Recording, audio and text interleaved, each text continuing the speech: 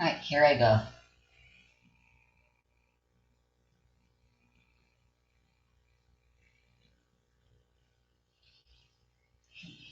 Considering I've been using the ticket to just skip everything, I'm pretty sure that's why I'm under-leveled. Labyrinth of Galleria, the Moon Society. We've been expecting you. Now then. So I will still I need to do wish you some a grinding. safe I will journey. still be grinding for the most part this episode. But I figured I should just do this because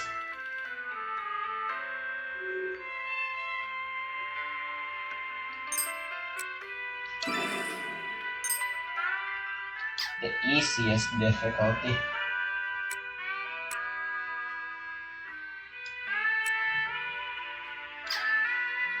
Because I really just don't want to bother. We get less rewards overall, but who cares at this point? I mean, it's the early game actually, so... Alright, we'll start in floor 36 and just go do the random dungeons there. From there.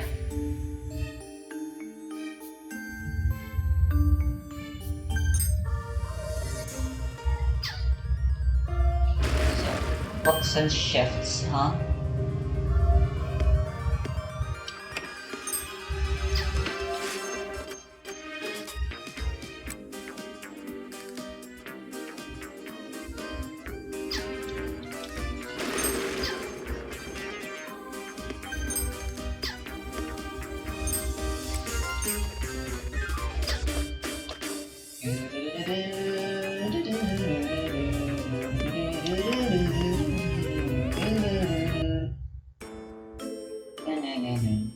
I just see this the Gartan's theme now.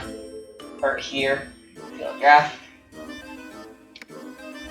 Huh? Why should I care?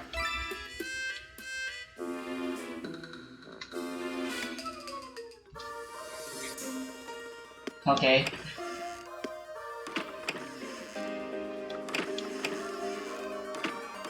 Oh, here's the elevator.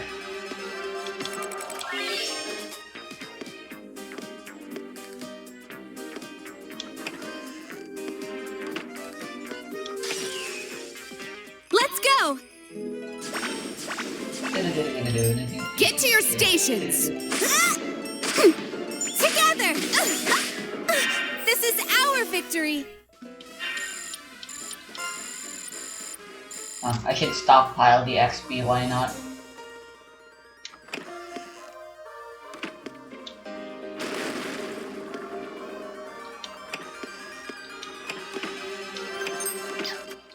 Ooh. Wait, do I even have anyone that uses hammers?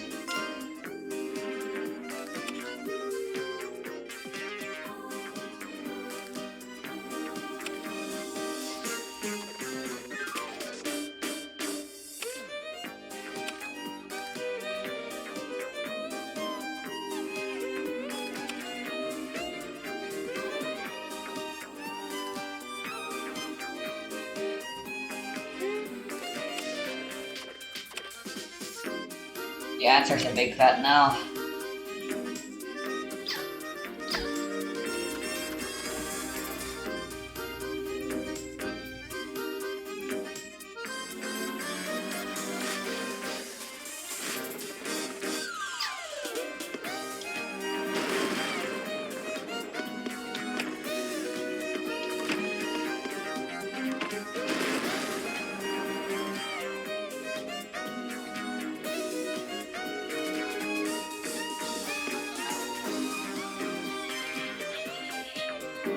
Immediately pledged to change their ways and but you're not. Stressed out fossil fuel execs will get a nice vacation in the form of stay up with me, President Ronald Reagan. Unmoved by something as unsymptomatic as long-term climate change, Reagan fired top climate scientists and cut funding to climate change space. Meanwhile, his energy secretary openly fantasized about shutting down his own department. But the alarming reports just kept on coming. So, Reagan's science advisor pledged this mission. Like this secret executive order, he helped her or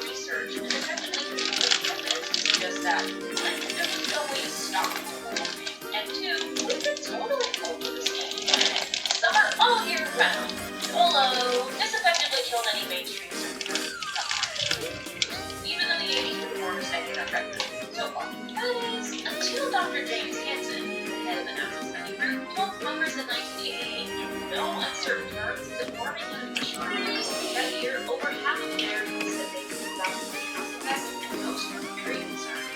So the president, self-avowed environmentalist Abby Bush, vowed to do something about it, but once elected, he almost never spoke about climate change. Instead, his administration did things like hand out talking points to political allies that cautioned against even discussing the existence of global warming. When they did, they should follow the fossil fuel industry's example. I'll bring forth the bloody bloom! That needed to be better understood.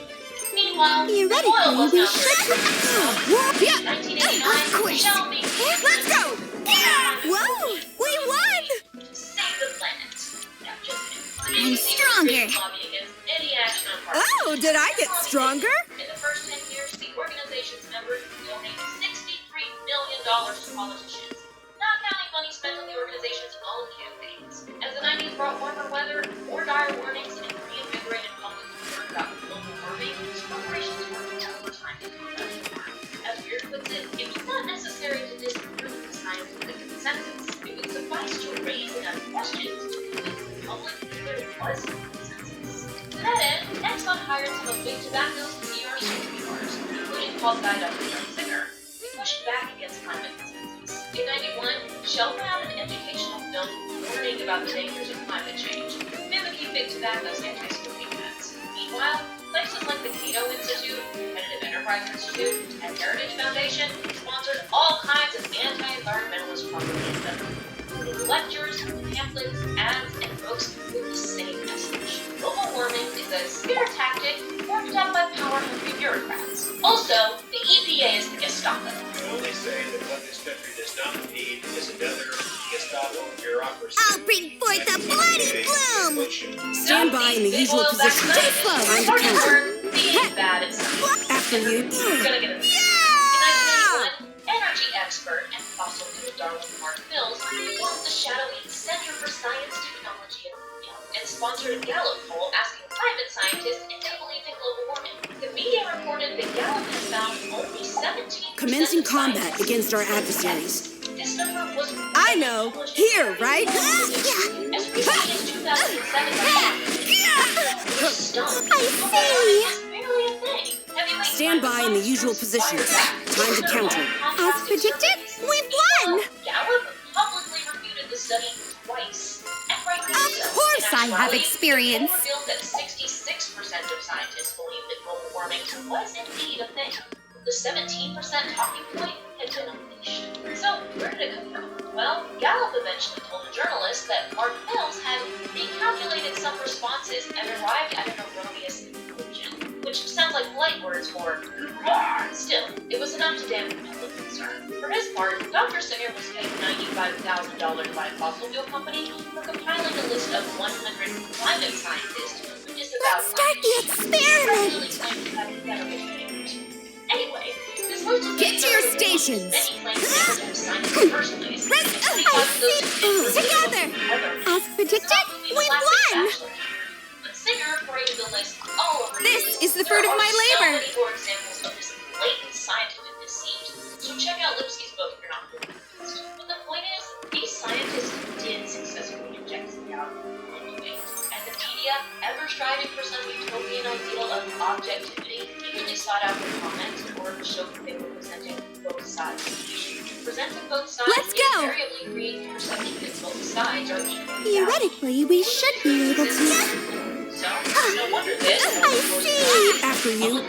Victory! A research study in 1997 found overall less alarm about a range of This environmental seems about right. compared to the early 1990s. That same year, the UN's Kyoto Protocol was implemented. It would require industrialized nations to reduce carbon emissions. Finally, a chance to enact a worldwide plan to fight climate change could be saved! Except the fossil fuel industry threw $13 million into an advertising campaign in the open field. It's not global, and it won't work. They argued now familiar talking points. Taking action on fossil fuels would hurt the economy. It's not fair for the US to make compromises unless every other country does, etc., etc. We pay the price, and they're exempt. In 1998, under pressure from oil companies and the convenient political fallout from an infamous blue dress, I did not have sexual relations with that woman. The U.S. Senate passed a resolution effectively killing any chance of America joining the treaty. Under George II, global warming became increasingly politicized. In a 2002 strategy guide, influential Republican pollster Frank Luntz spelled out the rhetoric that would come from public marketing groups. Luntz wrote, "It's time for us to Don't start lower talking your about guard. climate change instead of global Get to your warming. stations. Climate change Too slow. right? Climate change is just a more controllable and less emotional challenge." Yeah, that's right. You probably thought the term Of course global I have warming evolved into experience. climate change to be more scientifically precise. In actuality, an overpaid Republican strategist decided it was less scary. In W.'s White House, Chief of Staff for the Council on Environmental Quality regularly changed the wording of government scientists' findings to emphasize doubt and uncertainty where there was none. The Department of Interior purged words like climate change, warming climate, and global warming out of press releases. So a NASA-penned headline like "Whole Antarctica may warm rapidly this century" would be massaged into something more nebulous and less alarming, like "Study shows potential for Antarctic climate change." So who was this environmental quality guy who made the estimated 294 edits to climate change news under Bush's watch? One Phil Cooney. His previous employer, the American Petroleum Institute, where his job was specifically developing the lobby's campaign against the Kyoto Protocol. Anyway, between 2000 and 2016, the fossil fuel industry spent more than $2 billion on congressional lobbying. In 2017, Trump received at least $500 million each from Exxon, Chevron, and BP for his inauguration. The hard truth is that we're stuck in a debate forth the manufactured by the most bloody powerful emitters of fossil fuels. The I'll do my various best. bursts of collective concern and even Together. doesn't last long I enough see. to change. Meanwhile, those I'll do my companies and the best. politicians they pay off are still shaping the conversation. Yeah! Climate change agenda is a hoax. And they're making your uncle ask questions that have been irrelevant to anyone Yeah. actually listening since, Praise I don't know, invigorates the American Petroleum Institute's 100th birthday? But what does this all mean for those of us who have some understanding of what's happening on our increasingly hellish planet? Honestly, I'm so sorry. The truth is, we've kind of fallen victim to big oil's propaganda tactics. Let's too. get For example, started. Ever worried about your carbon footprint? You think Get good to your old British stations. petroleum needs that. That's right. The arm of overpaid Residents, the the battlefield is my stage. Debuting online in 2004, BP's carbon footprint calculator allowed you to input your day-to-day activities and find out just how much you personally were responsible for our impending doom. It was so wildly successful at convincing us that we're the problem that it won the prestigious Gold Effie Award for advertising, which literally makes me laugh. Even today, the Environmental Protection Agency's own website helps you make similar calculations. And this isn't the first time big business has reframed environmental issues around personal responsibility. The 1950s Keep America Beautiful anti-littering campaign was founded by beverage and packaging industries. It famously featured the so-called Crying Indian TV commercial. In it, Italian-American actor Iron Eyes Cody, nay Espera Oscar de Corti, played the titular sad Native American in an ad as fake as the solution it offered. Clean up your shit and planet Earth will be chill. Now, it's great for us to try to be good students, and we're not arguing against that. However, the pandemic lockdowns, which drastically slashed air travel, commuting by car, and so on, Don't lower showed us your that guard. reducing our day-to-day consumer carbon I'll do my footprint best. was guardian puts it, not enough. Final blow. Climate change. Yeah. In this sense, our I see. Now's our chance to win. account for 35% of all carbon emissions. But you wouldn't Of know it from course these I have token of experience. guides reading everything from your wardrobe to your sex life. All the onus has effectively been put on individual consumers. We saw this happen on a countrywide level too. Around 2006, as Luke's chronicles, there was a surge of interest in fighting climate change in both politics and in business. Even Fox News steward Rupert Murdoch admitted that climate change was a reality. Tell that to his current Fox News hosts. Major corporations like Walmart, General Electric, and even BP asked Congress to institute climate legislation immediately. So, what did Congress do with all this political momentum? Did they regulate emissions, invest in alternative energy? No, they banned incandescent light bulbs. A ban that has taken until literally the time of this video to actually go into effect. In the vein of the carbon footprint, instead of focusing on the people I'll producing cut down the all pollution, in my way. Congress tried I'll to do make my us best. consume more responsibly. Fascinating side note. Now, Together. apparently started by Ford Electric because they had created a more expensive light bulb to replace incandescents. It seems that even when climate change initiatives do happen, they come laden with business interests. So what we've seen is the fossil fuel industry's multi-pronged attack. First, inject doubt about the reality of climate change into the debate to stamp out political will to take action. Second, convince those who do believe in climate change that personal responsibility and ethical consumption are key to stopping it, thus clouding any collective momentum to take meaningful action against the industry. Oh, and I guess 3, throw a ton of money at scientists and politicians to do your bidding. Money never hurts. But what does this all mean for the rest of us? The truth is bleak. Whether we're climate change deniers or desperately trying to consume our way to a smaller carbon footprint in hopes that it's going to fix things. Either way, we're avoiding a certain amount of existential terror that should rightfully accompany the realities of the warming planet, whether by ignoring it or inadvertently minimizing it. This makes us think of the idea of the Kantian sublime. As scholar Maggie Kane-Landen describes it, sublime is marked by an event or encounter with something so vast that it escapes all attempts to Let's start the experiment. really set with its implications. This is frightening to us. Get to your as stations. traveling oceans. After Just together. compartmentalize it as something that can be fixed by Ready for orders. But Too slow. slice it, Victory. used by an industry that's been winning this game for half a century. On a recent podcast, documentarian Adam Curtis argued, depressingly, that he doesn't believe revolution is really possible today because people aren't willing to deal with the discomforts, inconveniences, and pain that radical change requires. The fact is that I'll cut down all in my way. Crisis, Theoretically, we should be able to. This probably means using less electricity, cutting back on traveling, driving, and so The on. battlefield Short, is my small stage. compromises that kind of sound like a bummer. I'm stronger. Skill We also need increased. to put the I'll be back on even more companies stronger. to stop killing the planet and take steps to reverse the damage they've already caused. And facing down a hugely powerful industry isn't exactly easy. In the face of this inconvenience, it's no wonder why the fossil fuel industry's 2 options, deny or minimize, become so attractive. It'll start getting cooler. I wish You just watch. I wish science agreed with you. Yeah, well, I don't think science knows, actually. And that's kind of what it comes down to. How did climate change denialism win? Because the richest companies in the world funded it, and it's more convenient than recognizing the truth. And while most of us should Commencing definitely combat try against our harder to consume adversaries. less, take more public transport, great etc., view. our real front line is stop the Too slow.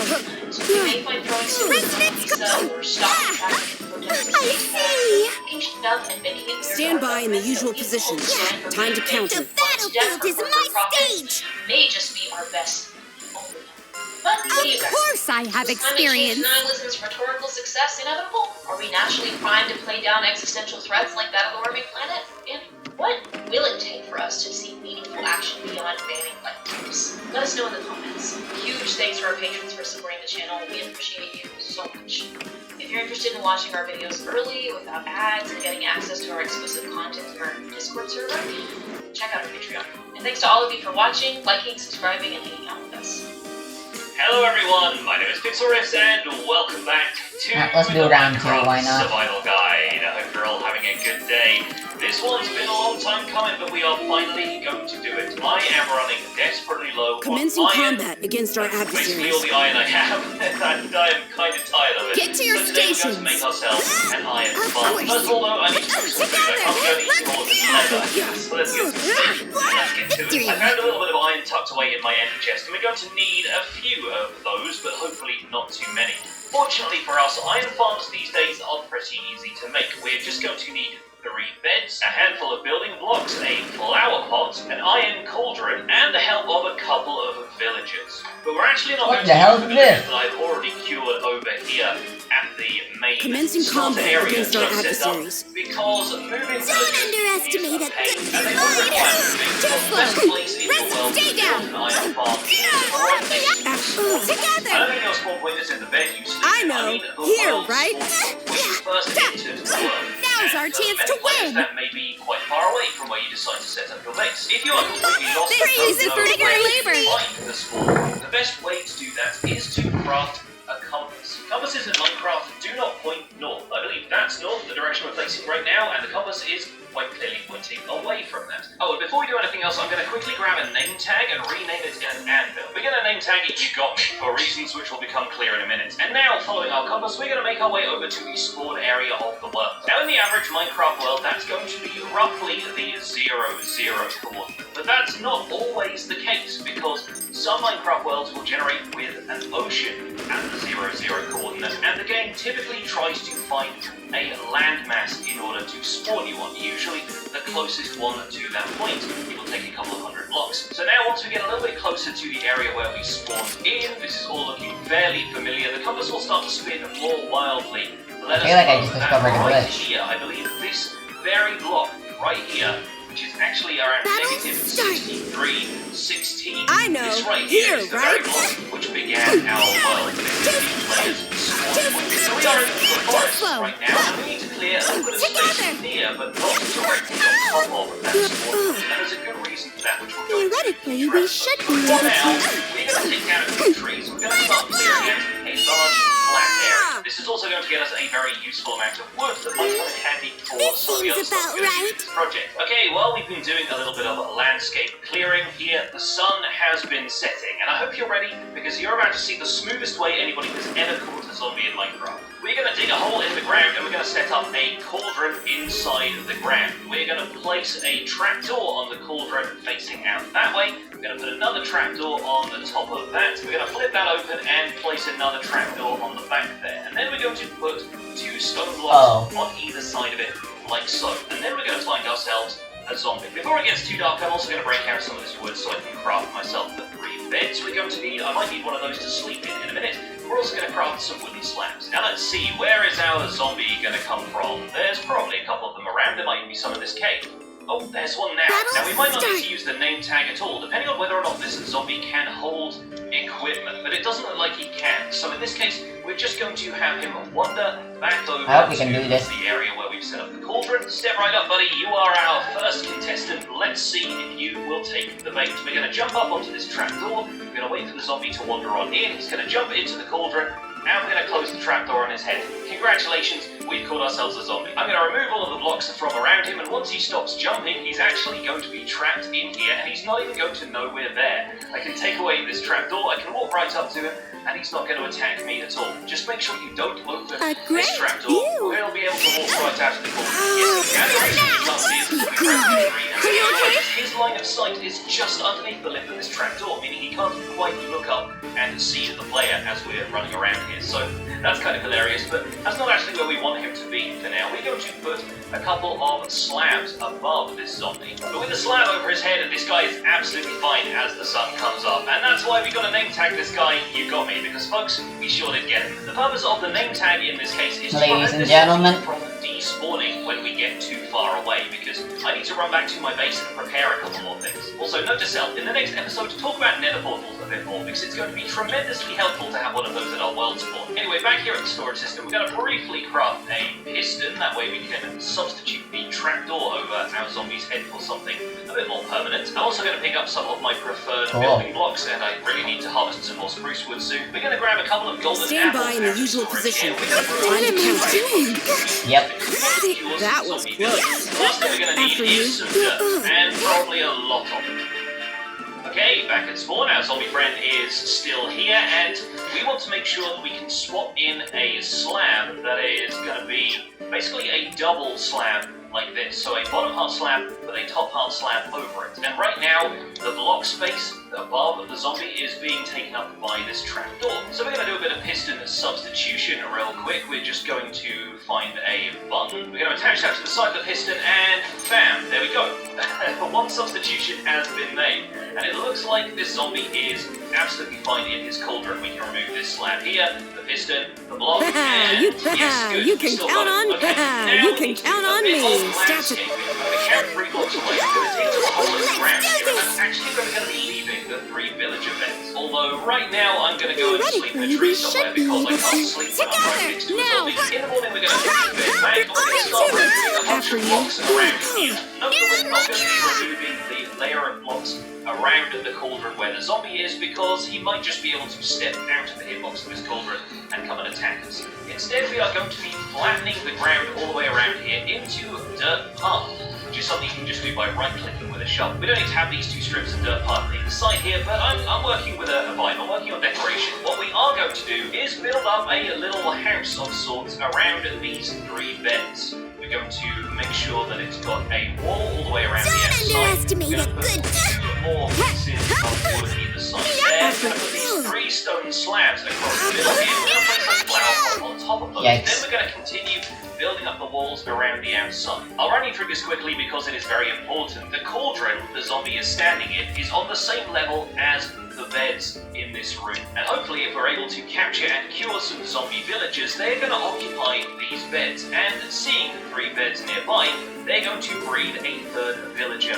between them. Now, 7 blocks out from this box in which we've enclosed the beds, we are going to flatten all the landscape around here into dirt path.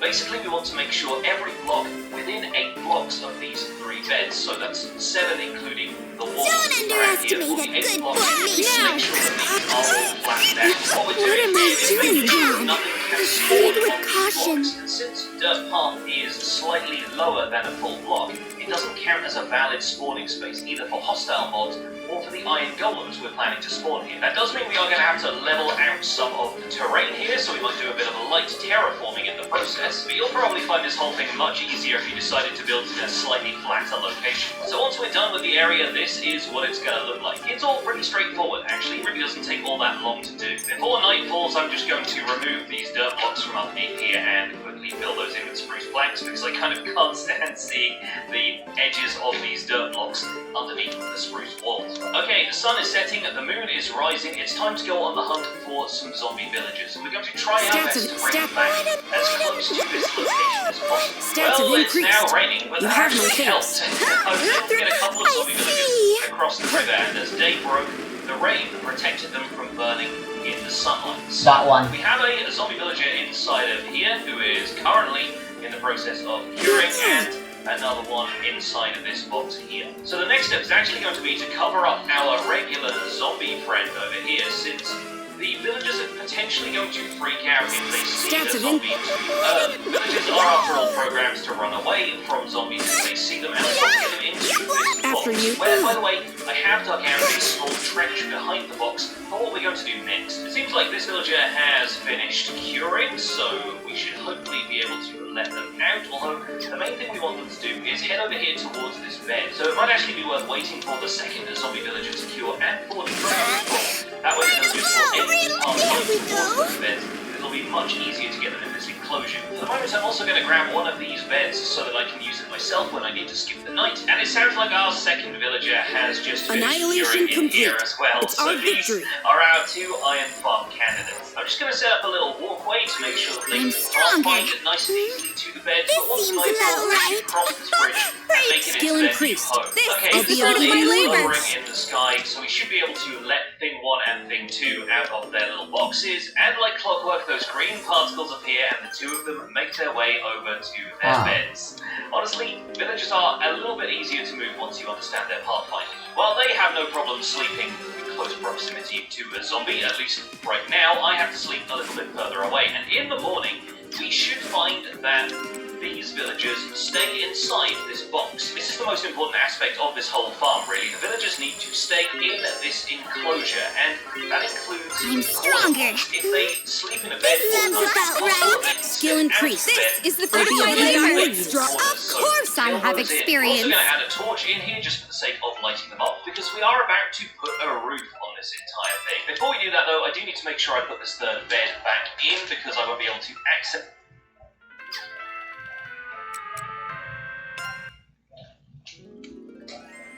In preparation for the Oracle's upcoming birthday this month, various Ah. regions have begun decorating their towns in a celebratory spirit. The Moon Society witches are scheduled to join the parade on the day of the festivities. Large crowds are expected, similar to last year. However, please take extra precautions when outdoors, as the UP has grown rather unstable. Ah, this just in. The suspect wanted for alleged illegal use of magic has been arrested by Claristia, Witch of Ivory Thunder. There appears to be no casualties at this time. As a result, of all the Moon Society's members, Claristia is responsible for managing the UP across the largest area in the northern. She's received widespread acclaim as the most powerful and successful witch in the society's history. While she is said to be the key countermeasure against the UP, opinions remain divided over how she... Security has been further increased within the Moon Society after reports of more crime overcoming the once secure... Oh my god, this is so boring. Fancy? You're back? Yes, I was just watching alongside ya. Is that really all they show these days? Oh no! Hide!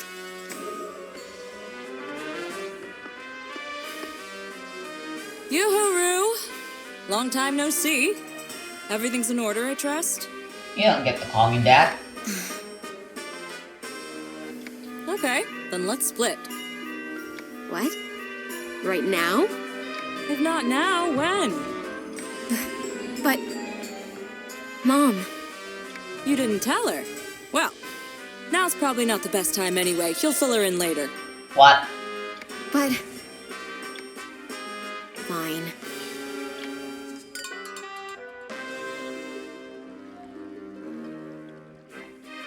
Hey, just so we're clear from the get-go, don't try anything funny like jumping in the river. Don't want to have to fish you out of there. Huh? Why would I do that? I can't even swim. That's the point, actually, of jumping into a river. Oh, I was hoping to hear that. You really do have the makings of a witch. Witches aren't great with water, after all. There are sea witches. Are there not? Hey, hey! Isn't that Kit Kat? The Society Witch? I can't believe it! Madam Kit Kat! Thank you, everyone. The Moon Society values your support. If I had internet right now, I actually want to find out Kit Kat's voice actress, or Kit, as Nachiru calls her, You sure in the are alternate popular. universe. The previous universe. The future timeline? I don't know. Yeah, I've got a few fans. Moon Society witches are treated like idols.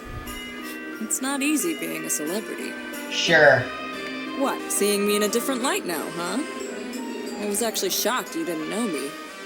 You don't watch TV at all? Don't know, don't care. We don't have one at home. Oh, right. Your family's rather poor. I should probably tell headquarters about that. Guess our propaganda for the poor is no good. Okay. You broadcast propaganda? Mana's the crystallized form of divine power. It is up to the witches chosen to wield it to lead and protect the ignorant masses. Why would you call people the ignorant masses? What the hell? Weird. Well, it's effective, I guess. Yeah, I know.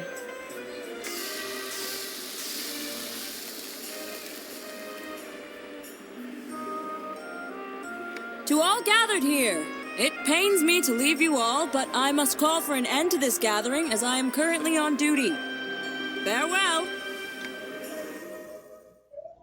We were... here the other day. Are we meeting with Yuru again? The Oracle's not here today. She normally doesn't show herself. Last time was an exception. Good. I wouldn't want to have another one of those exception days today. Ever. Now, we're off to jail.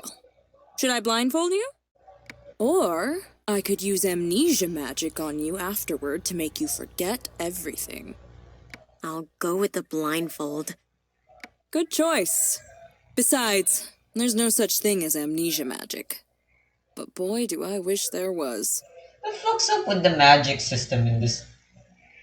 You're telling me there's fucking magic that can literally warp the fabric of reality. But there's no amnesia magic. And also there are no sea witches, which is why it's so much harder to deal with water than it is with sacred areas. What? Whoops, careful. Your blindfold's on. It's a magic item that'll squeeze your brains out of your skull should you take it off or peek. You're lying to me again, huh? You're starting to catch on, Rue. Anywho, it's time to leap again. So don't let go, okay?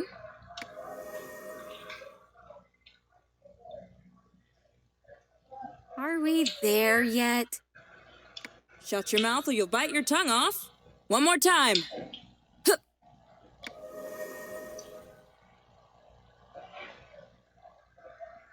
Ah, Kit. Welcome back. Oh? Are you heading out?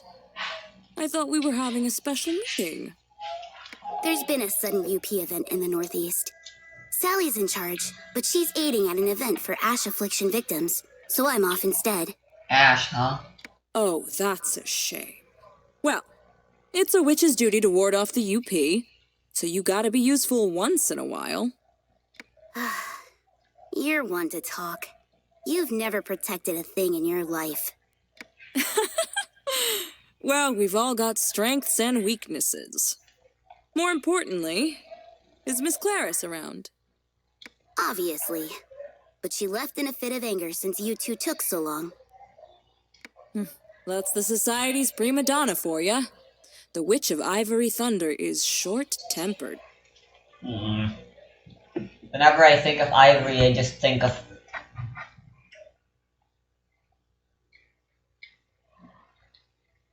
What's it called again? The pure origin. Pure manifestation. I forgot what it's called. The manifestation of Ivory. From Life of an Executioner or whatever it's called. Novel titles these days are too long to remember. Must be nice to be so carefree. So, is this the girl in question? And I've never been good at remembering anyway. Yep. Her name's Rue. Cute, huh? From what I can sense, her latent magic is... Class 3, or even lower. Is big number good or bad? Is 3 good or bad? Ah, you sure have a keen eye. I had her pegged at class 4 or lower.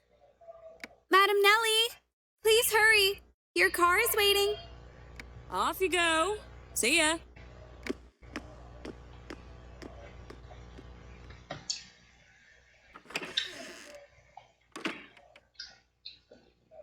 All right, you can remove the blindfold now. Oops. Go ahead. Wait! Your head will be crushed if you aren't careful. To think you'd use this on a regular person, and an underage one at that. This is grounds for disciplinary action, Kit Kat.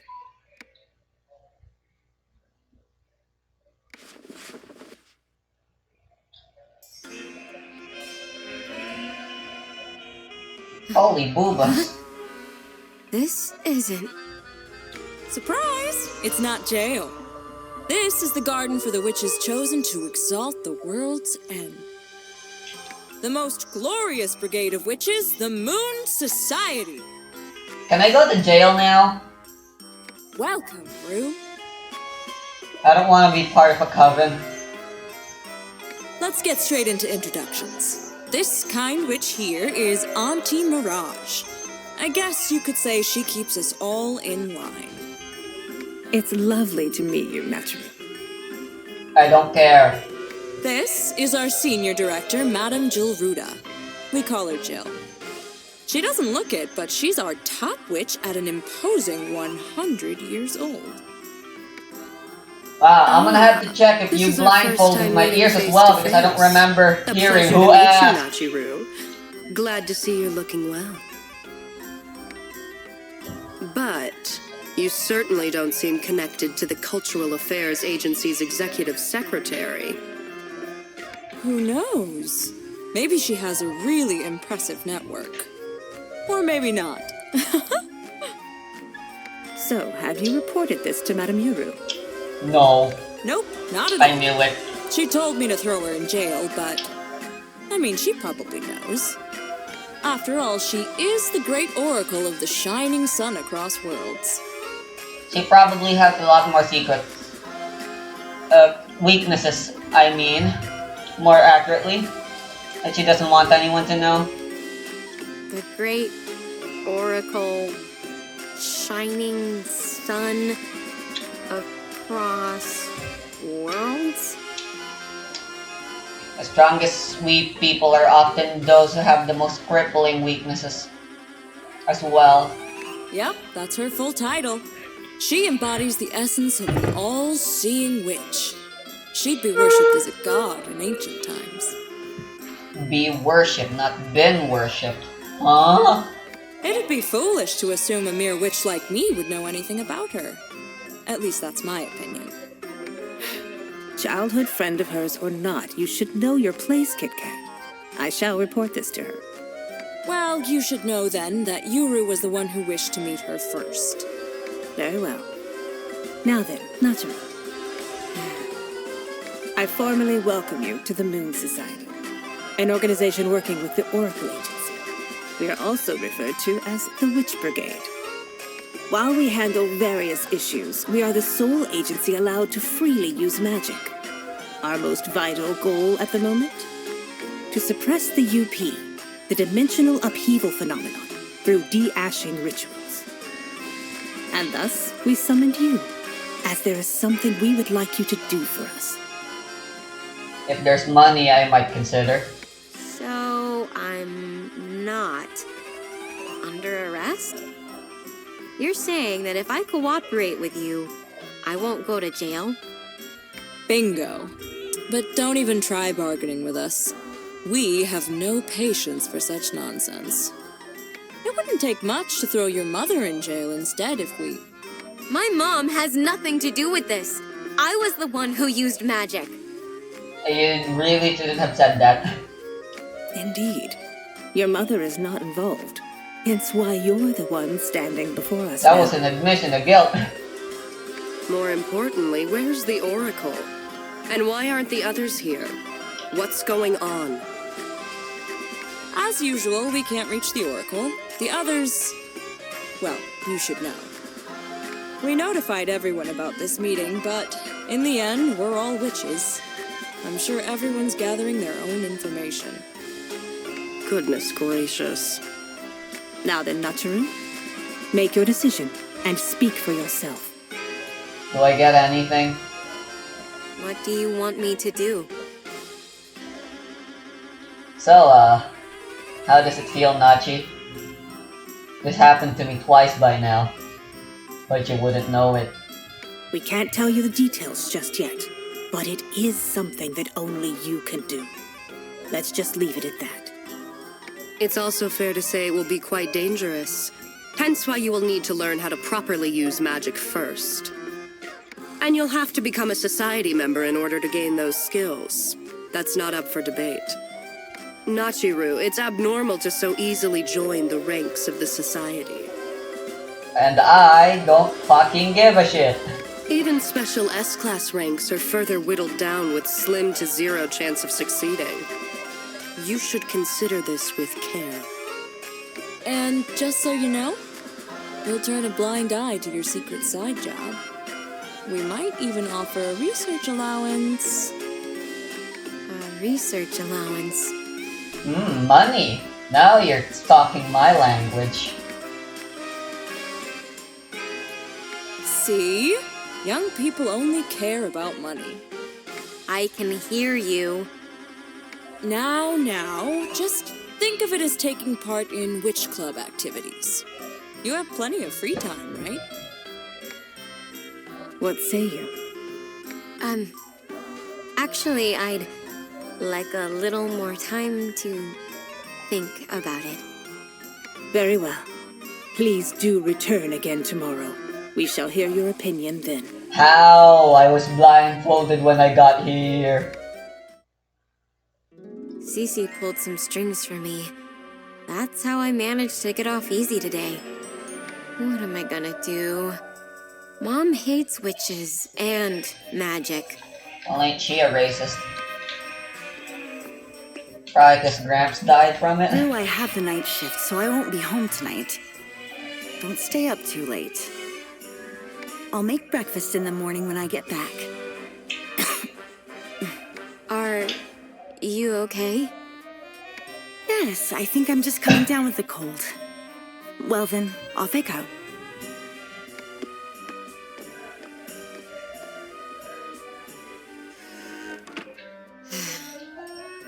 Night shift again. I've gotta do my fair share. You should at least be giving your mom a few of the shells you've been earning.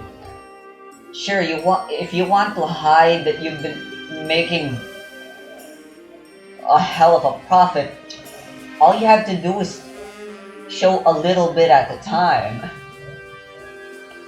Auntie? You there? All I'm saying is I really don't like working for you. For so long today. I'm going to join the society tomorrow. I gotta keep it a secret from Mom, but I think it's the best choice for us right now. Whatever, as long as I get to do my favorite thing in the world.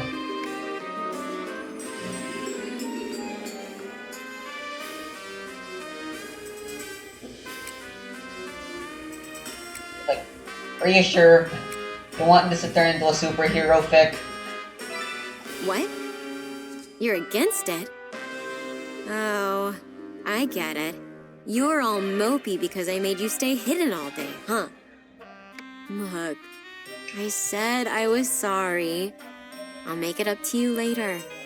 So cheer up. Fine. Well, guess that's that. Sorry to say it again, but I'm counting on you to find something so impressive, Cece will have to buy it. That'll be up for the wardrobe to decide. I'm just exploring it.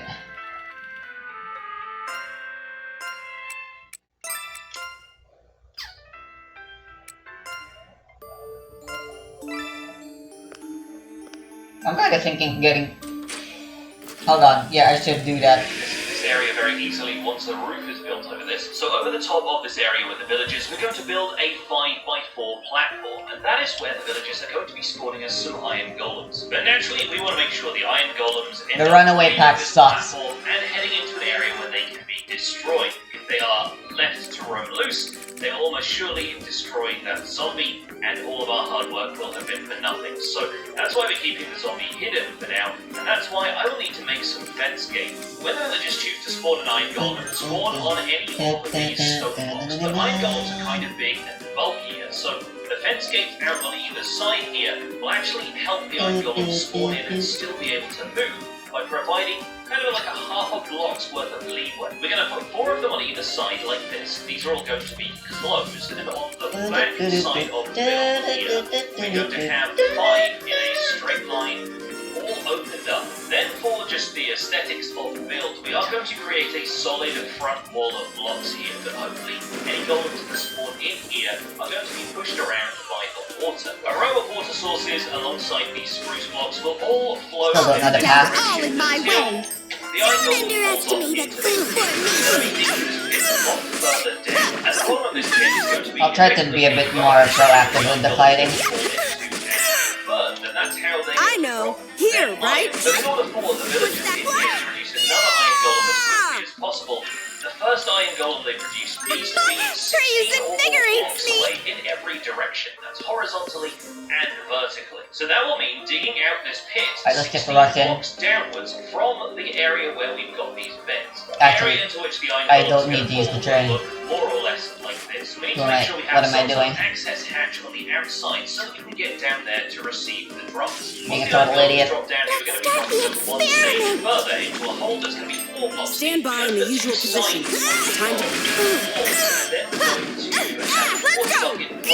From this corner, just so that we can tip the iron golems over the top I know. Here, right? Each of this bit is going Annihilation to be another set complete. of 4 It's our sides victory. which we're going to apply to the walls like so, and those are going to be holding up a blade of lava. The lava is going to be held at head height for the golems, which is 3 blocks up from the ground. And below that, we're going to dig out an area here, place a double chest, and we're going to have a hopper from this corner going into the double chest, and a water bucket will be placed here, like so, pushing all of the drops over the top of this hopper. We can block that off with a stone slab to make sure Big moth! further than that, and even though there's going to be lava around, these signs should be fireproof. This is why we're not using fence gates, because fences can be set on fire, and signs cannot.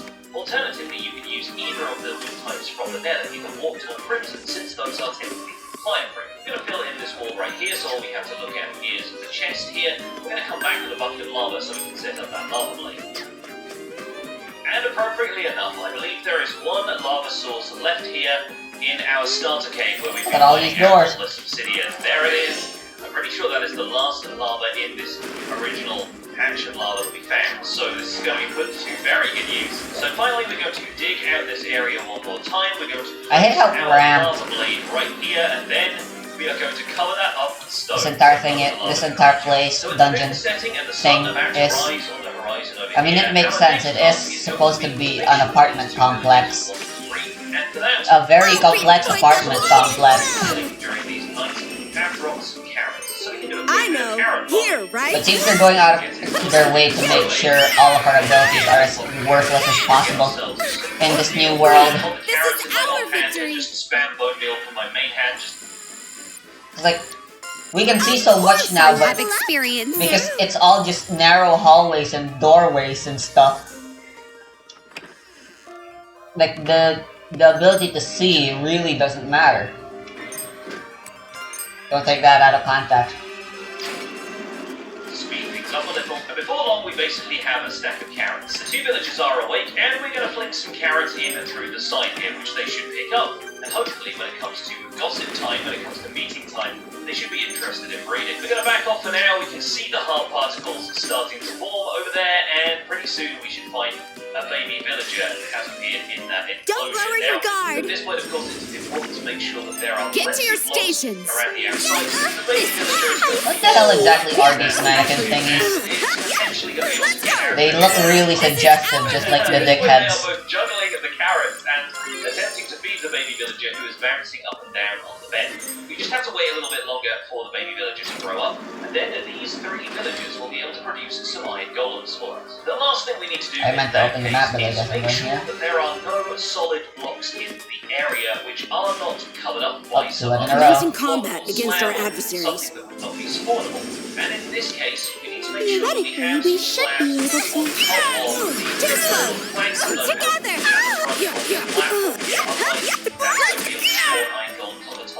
A great view!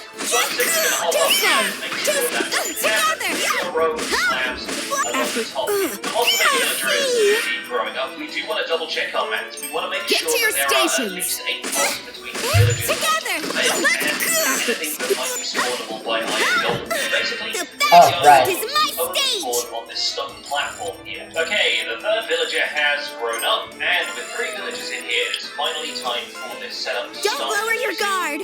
Stockpile, may as well, we get Approach this next step a little carefully, just to make sure that there are no we get filled up on reinforcement constantly in this dungeon.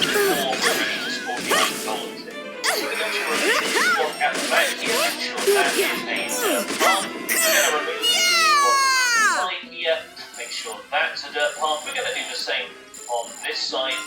Make sure that's a dirt path. We'll take out this block here, shovel that one, and remove this block. And now the villagers should start to notice the zombie, and you'll notice them running around in a bit of a panic. An iron golem has spawned on the platform and immediately drops down into the pit, where it's going to be set on fire by that lava. And in 30 to 35 seconds, depending on whether the bug has been fixed, HVAC on Royces isn't too bad. another golem should spawn on this platform, and the same thing will happen. There it goes, and unfortunately, it's found Not the very zombie. optimal. Oh gosh. Yep, that was not the outcome we wanted. So we are going to need to catch another zombie, which shouldn't be too much of a problem. But it seems like what happened there is the golem ended up jumping off the corner here and landing on the... Not letting invisible enemies again. And a few blocks of decoration just to make sure that I know. Here, right? Another fence gate here, and another fence gate over here. That at least is going to make sure that the Together! over. So now I'm just going to carefully nudge this iron golem into the pit, where it's going to die in the lava, Oh, I and didn't mean to down finish. to the collection mechanism just to Never make mind, sure I'm still that we're getting the stockpiling. drops from these golems. Yeah, with that one burning in there, it looks like some poppies and some iron ingots have made their way into the chest. So that is good. That is proof that our iron farm concept concept. Commencing combat So against our I'm going to block adversaries. off this area here. Don't underestimate a good boy me. Any more iron golems What's that? Together! I'm going to perform exactly the same setup we did previously with the trapdoors. So Stand by in the usual positions. The enemies sure love inflicting stench. This is our Although it's good that Riptor has it right now. Well, I'm sure she doesn't like it, but... That zombie will not be able to despawn. Let's see if this zombie wants to pick up my spyglass. I think it'd be really funny if the zombie No one's targeting her. But unfortunately, no, it looks like this one isn't playing. Why don't any of these zombies want to pick up my spyglass? At last, we have a volunteer. Okay, he was actually hanging around the iron farm as well, so that's kind of perfect. Let's make sure he gets on into the cauldron. Perfect, sure. We got it. He's in there. As before, we will need to make sure he's I did not know. Slab above his head, and when the sun comes up, he won't burn. I did not know these guys needed to pee. Oh, they needed to breathe underwater as well, apparently, so... I'm going to add a couple more decorations before the sun comes up. Right here, I'm going to add a spruce log as a pillar, just to make sure the iron golems are guided downwards into that hole, and to make sure they don't overstep these side walls at all. We're also going to hop down here, and we're going to make sure we have some bottom half slabs placed along here. I think there's just one floor left. Oh, never mind, we're here already. As well. And once again, I will impress upon you that at every stage in this process, you need to make sure that any decorative blocks we place are not spawnable. Okay, now we should be able to come down here and remove the blocks from in front of these villagers, and the villagers should once again start to panic and will immediately produce an iron golem. We just about caught him falling off the back there before he ended up down there in the lava. So once again, we're going to wait around for another 30 seconds just to make sure they do spawn another one. Yeah, the next iron golem has spawned right on cue, and it heads down into the pit. Perfect. Obviously, there are a few aesthetic considerations, like the fact that the villagers ends there on a dirt block. We might do something about those, or we might just ignore it. But this is now a bona fide iron farm, and it really didn't take all that much setup. Effectively, all we need is a spawning platform here for the iron golems, 3 villagers in a cell below it with 3 skill beds, increased. a zombie I'll be of nearby even more standing in the use. cauldron, and this setup here, where there is a top half slab, shelf there, a flower pot on top of it. Oh, did that one just take a bit of damage? I think it might have just spawned in the wall up there. That's totally fine. But yes, this row of slabs here with a gap underneath it and a flower pot on top is perhaps the most important aspect of this iron farm design. So now you might be wondering what the heck is actually going on here. Why are villagers being forced to run around inside this pen with a zombie nearby who seems to be paying very little attention to them whatsoever, and why is that causing iron golems to spawn? Well, luckily for you, I've got an explanation of iron farm mechanics for you. In a naturally generated Minecraft village, you'll always find at least one iron golem the first time you go there. They will generate along with the villagers when the game first generates the chunks of the village. World's most inconvenient elevator. With it. But in a village with a high enough population, you often find that other iron golems start even more so than my redstone. It's not necessarily going to be that high of a population, because when villagers get together to gossip, when they get together to talk at the end or the beginning of the day, if 5 villagers are meeting all together and they don't spot an iron golem within a 16 by 16 cube of them, that's 16 blocks across all axes, X, Y, and Z axes are checked. If they don't detect an iron golem within that range, they make one. 5 villagers all gossiping together will instantly spawn an iron golem in the area if they don't see one, which is how come villages don't become overpopulated with iron golems, because usually you'll find them strolling around the village centre. But the other times villagers decide to produce an iron golem is when a group of them feels threatened, usually by a zombie or a pillager or any mob which has AI that's programmed to cause the villagers harm. Generally speaking anyway, there are some exceptions to that, but realistically zombies are really the ones that you need to be aware of, because they are the easiest to catch and the ones that can't do villagers harm from a distance in the same way that pillagers can with crossbows. The requirements for villagers producing an iron golem at that point are reduced. You only need 3 villagers, and they all need to be aware that a zombie is nearby and they can't do anything about that. Those 3 villagers, because they feel threatened by the zombie, will create an iron golem on a valid spawning spot somewhere nearby. So what we're doing here is taking advantage of those conditions. We trap 3 villagers in a box with a zombie nearby, and they can always see the zombie. They'll start to run around like this, and sooner or later an iron golem will pop into existence. The only valid spawning spaces nearby, which is this platform up here. In this panicked state, the villagers will check for an iron golem every 10 seconds. If they don't find an iron golem in that 16-block cube they're looking in, they will spend 30 seconds spawning another one. So part of the trick of this iron farm is to remove the iron golems that they generate from that 16-block radius as quickly as possible. And the fastest way to transport an entity like this is downwards. Now, Oh, you guys are just normal enemies now. noticed Oh, a couple fuck. of minor design flaws. Whilst the iron golems will frequently spawn in the center and have no problems moving on the edge of the platform, it seems like they are getting stuck in those slabs on the side. I'll let you off. Sometimes they will spawn on the very edges of these blocks, get stuck in the blocks surrounding them, and it'll take a second or two for the golem to choose to walk towards a different block on the platform, and that will start them moving down here. So the system will clear itself out if obstructions happen, but it's going to do that slower than we'd like. But either way, when those obstructions aren't in place, these villagers are spawning an iron golem every 30 to 40 seconds, which means... I bet they just unlocked the next down all in my You'll be way. hearing iron golems burning down here floor, pretty why regularly, not? but we already have a Don't stack and a half of underestimate a iron. good And we have that despite only having observed two iron golems burning in the lava. This iron farm has actually been producing iron while I was away at the other village. I'll giving do my that best. explanation. And that is part of the reason we built this farm where we did. Since we are this close to the spawn, we can basically guarantee that we are inside an area of the world called the spawn chunks. In the single player world, this area will stay constantly loaded as long as you are in the overworld. So regardless of where you are in the overworld, Stand by in the usual position. Time to keep. in the single player world, if you travel to the nether or the next dimension, I'll do my then the area best. will unload. But on a multiplayer server, it stays loaded constantly, just in case the players are into the overworld. And previously, I mentioned I'll this do my video best. settings slider called simulation. This is basically the distance around the player that Minecraft has actions like mob AI taking effect. Great You'll notice that if you get far enough away from mobs like sheep, potentially you just stop moving and just don't stand there stationary. Get to your And that is because stations. they're outside of your simulation distance. This is They are our within victory. your render distance, and the game decides it doesn't need to activate the AI of those mobs, so they freeze in place until you get closer. So we can think of the spawn chunks as an area in which that simulation distance is constantly active.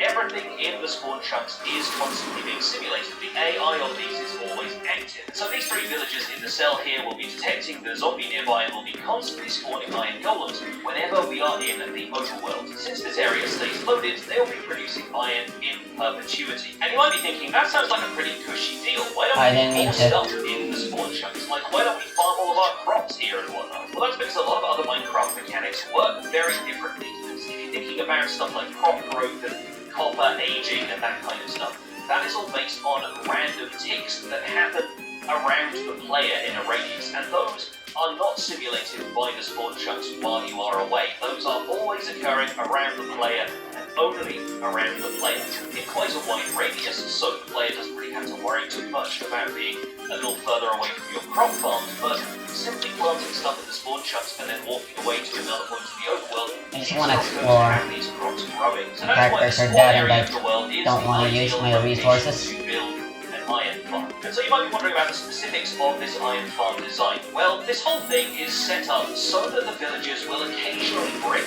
line of sight with the zombie at nighttime, because the last thing villagers will need in order to generate an iron golem is sleep.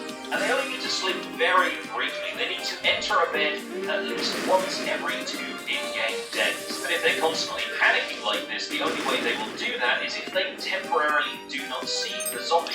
And that's why the flower pot is so crucial to this setup. It allows for a point where a single villager can get behind the flower pot, temporarily break eye contact with the zombie, and get into the bed. Unfortunately for them, they realise once they get into the bed that the zombie can actually see them through this half-block space we have left in the cell, and so they immediately get out of the bed and start panicking again. But crucially, that means that they have entered the bed at least once per night or so, and that means this farm can continue running around the clock because your villagers are always able to sleep. Now, if you're one of those people who gets into bed as soon as night falls every day in Minecraft, then you'll occasionally find that the rate rates of this farm slow down, because one or more I'm of these stronger. villagers was unable to sleep before you did. This Actually, seems since this about farm is right. going to be It's the running fruit of my around the clock, labor. the rest of the time you're going to be spending some time course I in have caves experience. every so often where you're not going to sleep for the night, and that will give your villagers ample time to make sure they've got all the rest they need to spawn more golems. But occasionally you'll find that the iron farm slows down. And that is pretty rare, and we have just got 2¼ stacks of iron ingots out of this farm that we only assembled maybe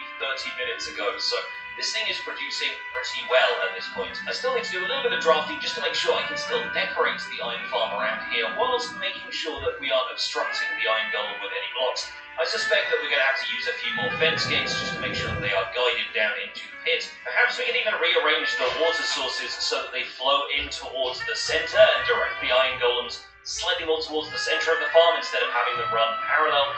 Either way, we should end up with this farm running around the clock and a healthy supply of iron coming from it. In fact, the first thing I'm going to do with all of this freshly supplied iron is expand the storage system we've got down there, because I have a feeling I'm going to need a few more double chests. Well, folks, with a rich supply of iron now coming through, and maybe a couple of design tweaks to make, but not much else, we are going to wrap things up there. Thank you folks so much for watching this episode of the Minecraft Survival Guide, and hopefully you'll find ways you can adapt this iron farm to all of the different styles you want to build in your world. But for now, that's going to be it from me. Thank you so much for watching. My name has been Pixorus.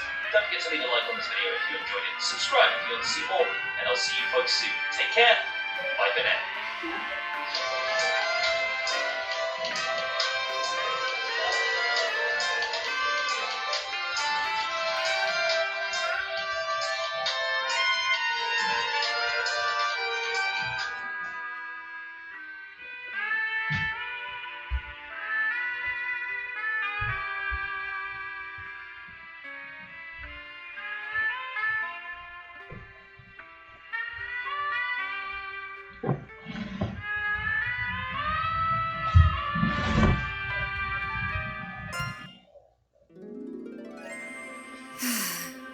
It's such a pain to go outside. But now I have to go back to the society again, too? Whoa. A typo.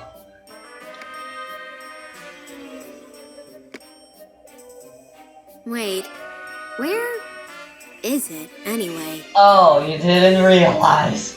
It was dark on my way home, so... Hang on. Is that really why I don't remember? I don't know. Okay, so I guess amnesia magic does exist. Come to think of it, she used teleportation magic to take me there. Oh well. There's no way for me to get there without knowing the directions. Plus, the UP is happening outside right now. So I'll just stay home today. Yeah, that's probably for the best.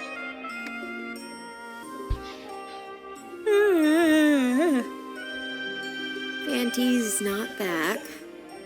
And the store's quiet. Mom's at work.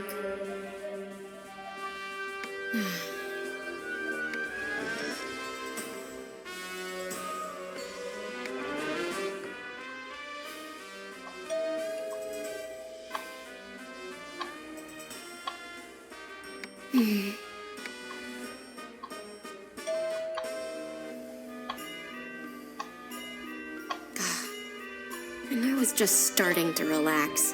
Oh, you take off your clothes as well when you're on the bed?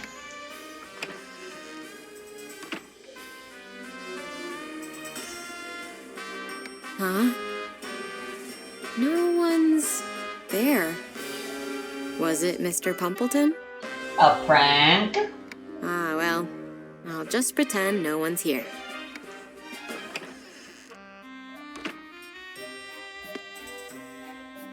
Huh? It's a prank. Huh? So this is your room. Not bad. I'm impressed.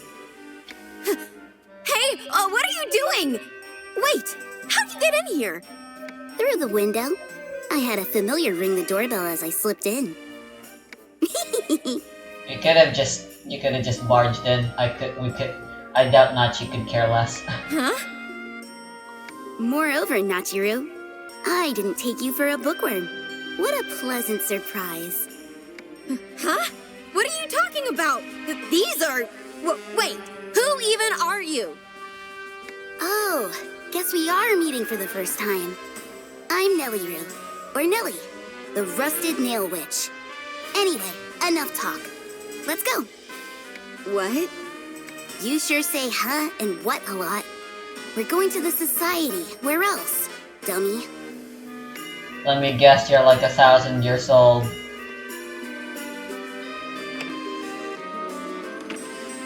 Huh? What is going on here?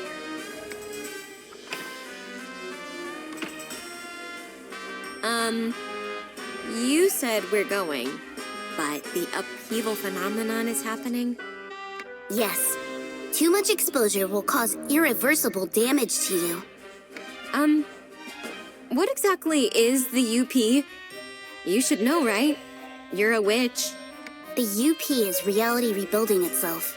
Normally, a world is constantly updated without anyone knowing, maintaining order. But in this world, the UP is not occurring correctly. This produces ash in the atmosphere, also referred to as the ashening phenomenon. Is this like a cultural thing I don't know about? This makes it the second time in fiction ash has been used as an allegory for the end of the world.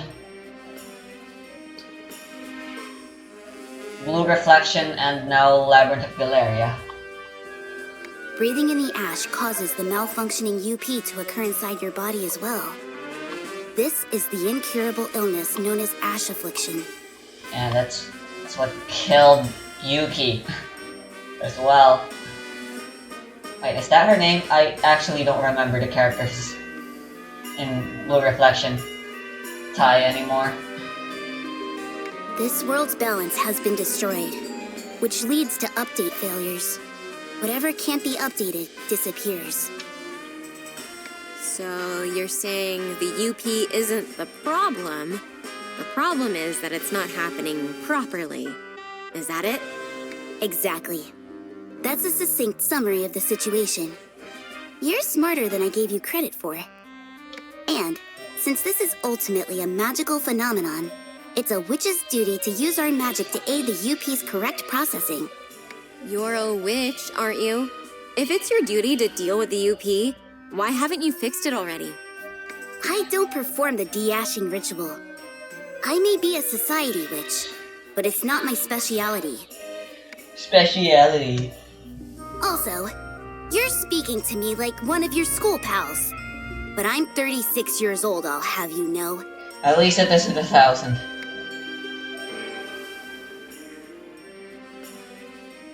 What? In fact, I even have 3 kids. Okay, I'm convinced. She's a lolly. She's a lolicon. You have kids? I figured you were in elementary school. Sure. You would have figured by her demeanor, she clearly does not act like one. Okay, she kinda does.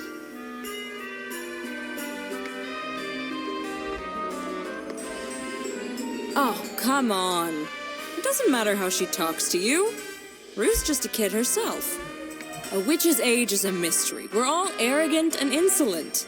There's no point in getting your underwear in a bunch. Finally decided to show up?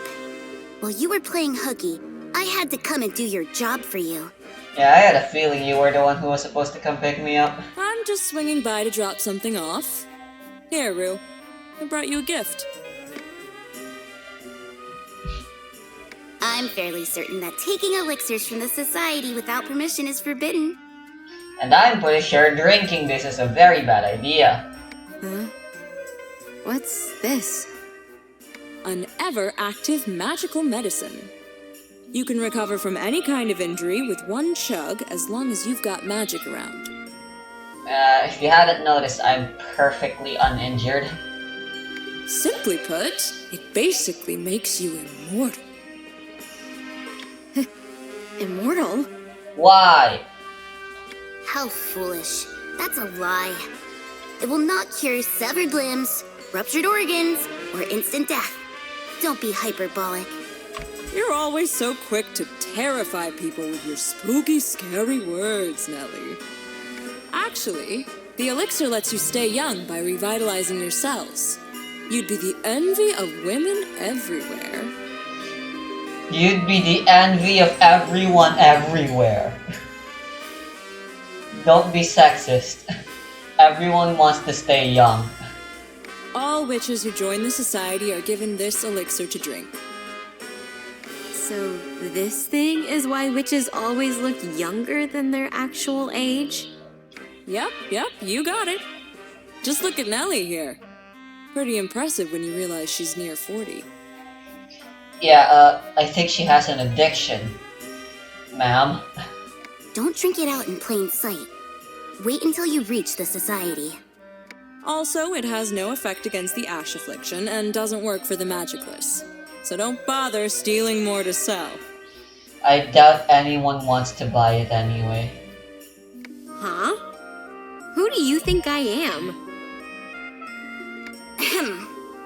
So, Kit, you are going to the society today, aren't you? Oh, I don't wanna. The older girls in the Lunathal are just too scary. I am ever so intimidated by them. The Lunathal?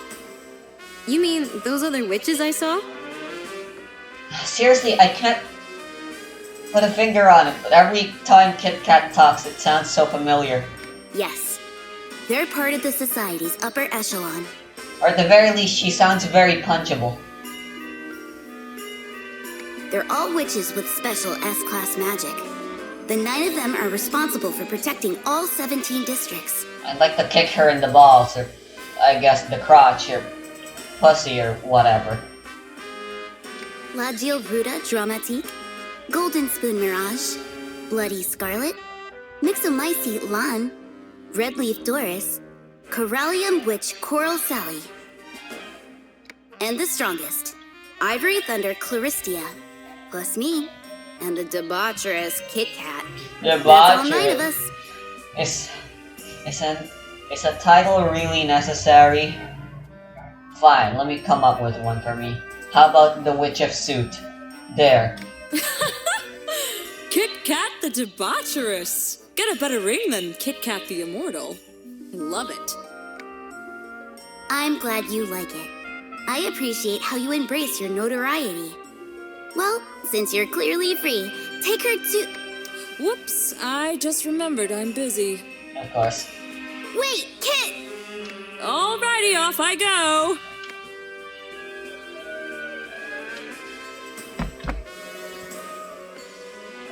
I'll be there when the reception's over. I guess I have no choice then. Let's go. So, are we heading to that star tower thing people call the Society Tower? Yes, but it's merely a facade. It'd be a target for terrorism if that was our headquarters. We meet in another building. Surprisingly, there are people willing to do terrorism. Can't you just teleport us there? I mean, the UP is technically just an allegory for global warming. Or climate change. You want me to escort you there every day? There's a way to get there without it. I'll show you only once, so don't forget. I'm very busy with the society and familial obligations. My oldest will be in school next year, and my youngest is just 3. I can't keep an eye on them if I'm always away. My middle one has asthma, and we have the UP to deal with, so I've got a lot on my plate. Asthma. I may be able to help with that. I've got a knack for compound alchemy. Compounds made with alchemy? I'll have you know I pay a fortune for magical elixirs made by professionals. You think you can make elixirs better than them? She doesn't think, she knows. Well, I can't say for sure, but Miss Nellie, you seem like you love your kids. So I'd like to do what I can for them. Of course I love them. No matter how hard things get, they're my kids. Still, just between you and me, I have moments of wanting to cast killing curses. On You mean- who? You want to kill your past? My. That was rather sharp of you to notice. Okay. Well, perhaps I will accept your offer. I'll reward you nicely if you do well. Lovely. Now we're Okay. talking. I'll give it a shot. Goodness, we've wasted so much time. This way. It's just below here. Here? Yes. It's far more convenient for us to hide from prying eyes.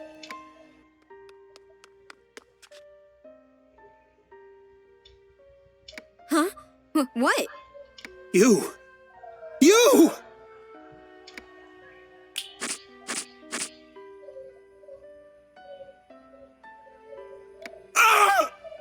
Wow. I'm bleeding! The next one will be through your heart. Be gone. Look! He got fucking crucified.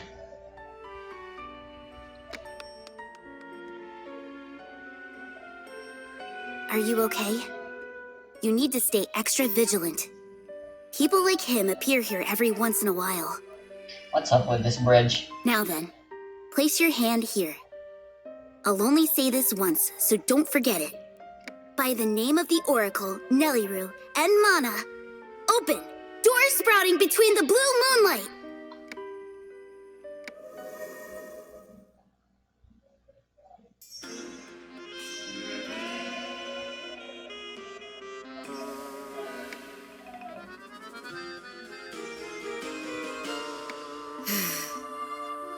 Look, I'm not taking on an apprentice. Besides, she doesn't like me. Isn't that right, Rue? You'd hate that. I absolutely would despise it. Yeah. It's tradition for the one who introduces a witch into the society to become their mentor. Concede already, Kit. If that's the case, then it should be you, Rue. Watch your words, Kit Kat. I don't need a master at all. Hey, we need you to learn the basics still. But don't worry. Someone in the Lunathal will become your master. You've got luck on your side. Don't act like this still isn't your responsibility. Well, how about Scarlet instead? She's great at looking after people. Could you please stop passing me around like an unwanted piece of junk? Oh boy. Whoa, now that's an entrance. Arlish larded. She looks like that one frickin'. She looks like that one frickin' Russian bitch lady leader from Genshin Impact. This the girl? Madam Claristia! The strongest of them all. Claristia, the witch of Ivory Thunder. And the blonde lolly just kind of looks like a younger version of Rosalind Lol. The art style's a bit more Madam refined compared Claristia to... to you. Huh?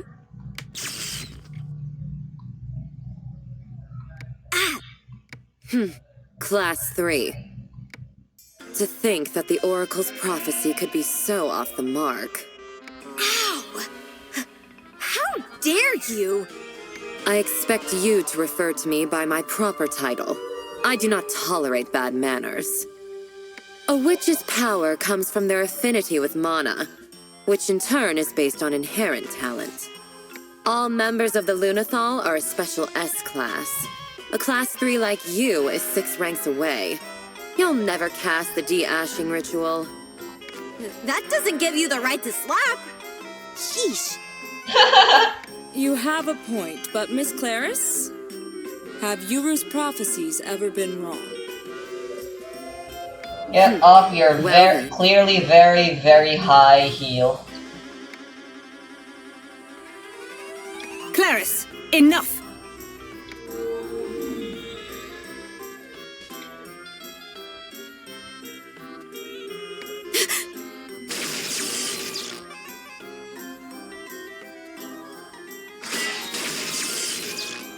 What? A counter spell? Whoa! Did that really just happen? You deflected Madame Clarissa's lightning? Huh? What? What was that? Nice one, Rue. Totally unexpected. You never cease to impress.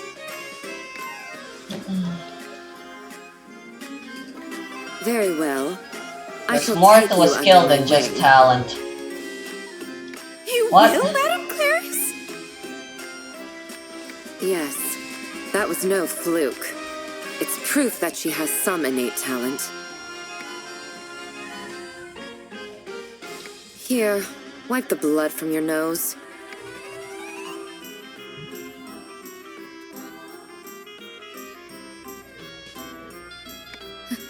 Hey, what's going on?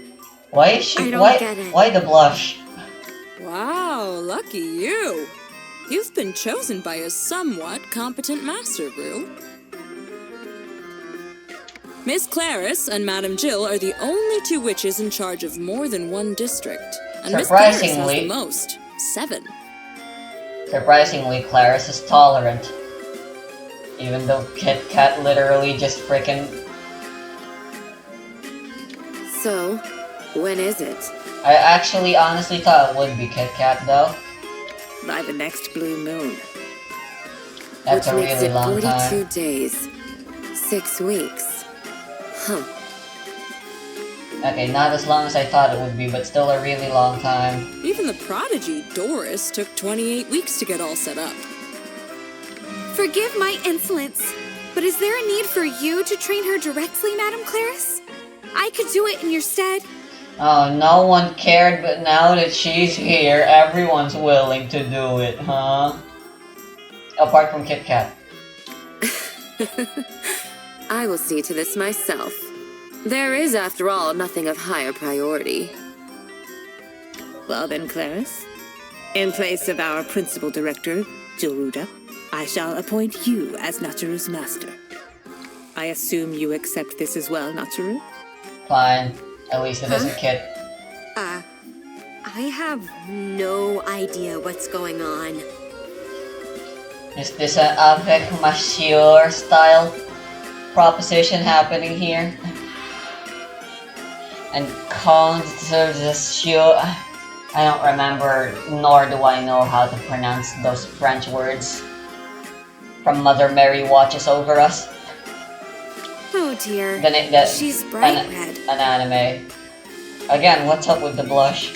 Well, of course she is. This is the beloved Miss Claris we're talking about. She's never taken an apprentice before.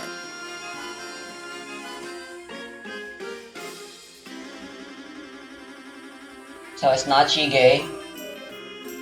She actually is straight up staring at her tits. Look at that We all boob know window. this is going to be plastered across the front page of tomorrow's Daily Cartier. She probably wants her face in between them. Now join your hands. Let student and master be united. By the laws of mana, may our anima be bound together in this very moment for eternity. Your anima, that's kinky if we're using anima in psychology in Freudian terms. Go on. Repeat it. What? Right. By the laws of mana, may our anima be bound together for eternity. In this moment? Ah, I see. So that's how it is. I'm beginning to see it. Your journey through hell begins tomorrow. Prepare yourself. Oh dear.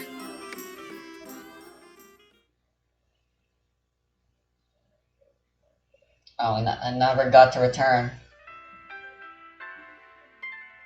Wait, what? Oh, cool.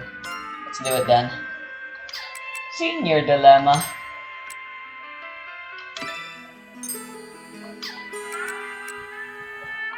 Oh, nice. I have a bunch of these. A wedding.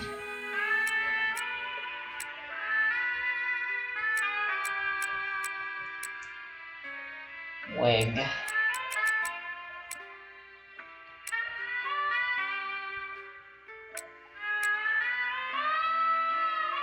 Wait, what?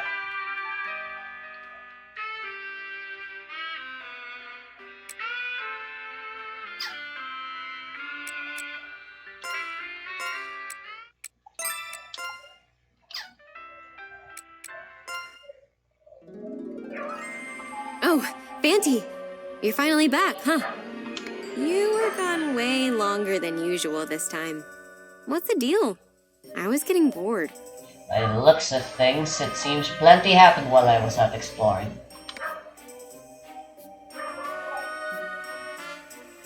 I got nothing to say. You're sulking. You tired from being out that long? Or am I working you too hard or something? Oh, wait. You can't talk. Let's go ahead and do the auto report. I was given an eye. Seems you're still itching An to explore, eye. And but that's there are it. places you can't get to. The labyrinth changes every time you go in, but there's a fixed floor, huh? Got it. I'll think about what I can do for you. I've got a few curio on hand now, but Cece hasn't been around lately. Huh? You didn't bring a curio back this time. Wait, are these ingredients for Nellie's potion? You actually found them for me. Bingo. Hey, thanks. Now I'll be able to make that potion for her. You're welcome. Okay, I should get right on that. Let's see.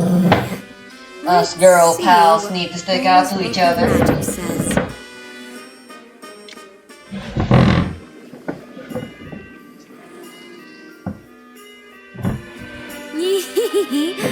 Done. Yeah, I think this is pretty good. All that's left is to get this to her.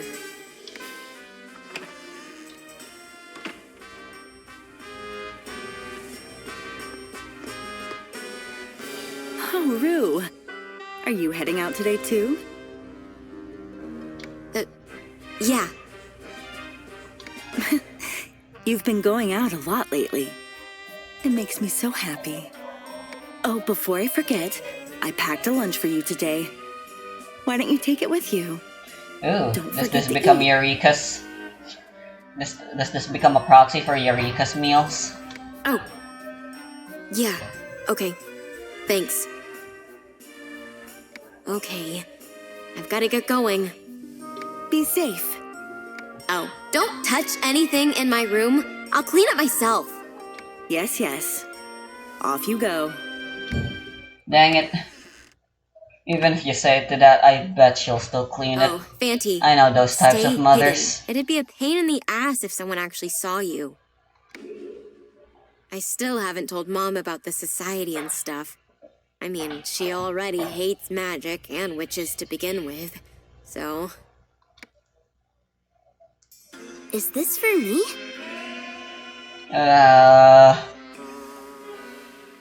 Not a gift romantically per se, but yes. Yes. I mean, if you want it. This cheap swill. What? Gotcha. Oh, I'm just kidding. Clarice might say something like that, but honestly, I'm just happy you remembered. Glad to hear it. I'll gladly accept this. Just look at the level of purity. Did you really make this yourself? Well, I didn't get the ingredients. I had someone else do that for me, but... Yeah. I won't ask you how you managed this, but... Are you aware just how advanced your alchemy is? It... is? I doubt I could achieve this kind of purity. Even if I researched till I dropped. You're immortal. If you're immortal, impatience should not be a thing in your vocabulary. Anything that has the word patience in it shouldn't be in your vocabulary. You'll have all the time in the world to get better in anything you want. Do whatever you want whenever you want. It's the good life. Well, In any case, you're far more talented in alchemy than you appear. Although she does have children. That must be awkward. Knowing that your mother is like immortal and that you'll die before she ever does, most likely, regardless. Uh-oh, look out. Your super scary master is here. You have no time to be playing alchemy. Come on, we must do some training. I imagine that's what she's gonna say.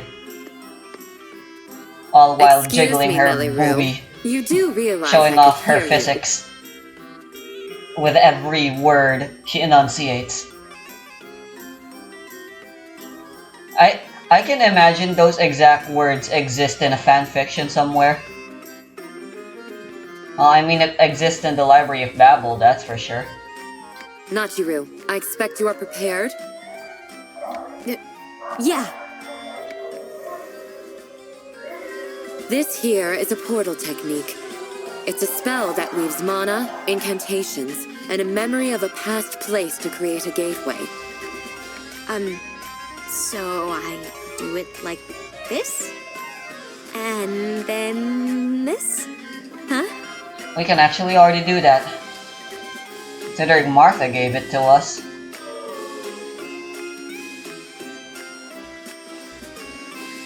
No, you're too slow! You'll be lost in who knows where if you mess up. Focus!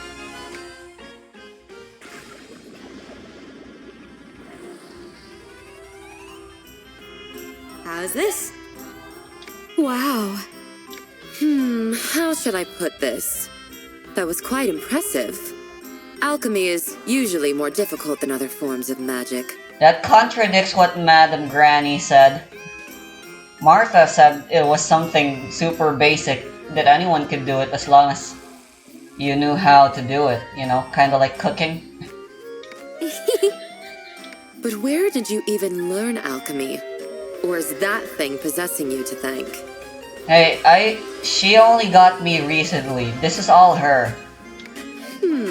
I know. I could try dissecting it to see if... You can try. No! How could you even think of hurting Fanty?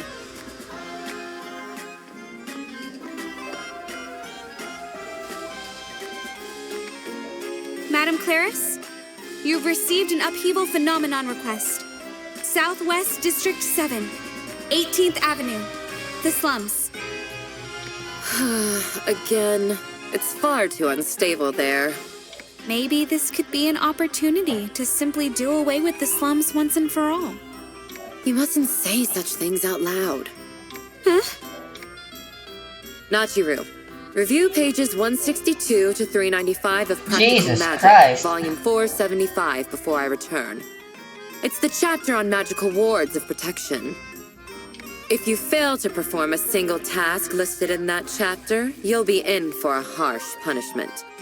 Anything less than perfection is unacceptable. Mother Mary and Joseph. Come on. You're asking way too much.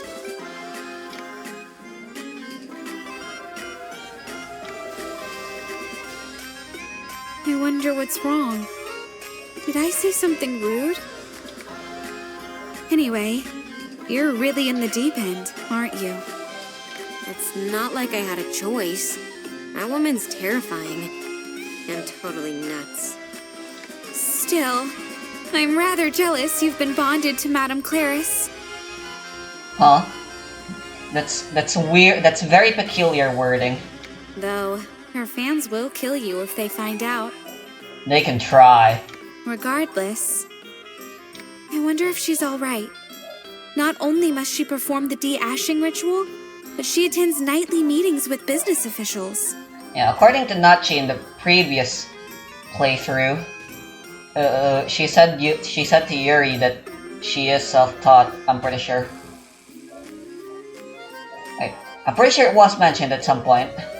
Madame Claris only sleeps an hour or two at most. I wish there was some way to help her. What is it? Are you thinking of brewing some sort of potion that'll treat her sleep deprivation? Oh, come on. As much as As much as we'd hate to sleep, that's putting a bandage on a problem rather than letting it actually cure. Huh? No. Well, yeah. But I don't know if I can pull it off. Never mind, that's exactly what she's thinking.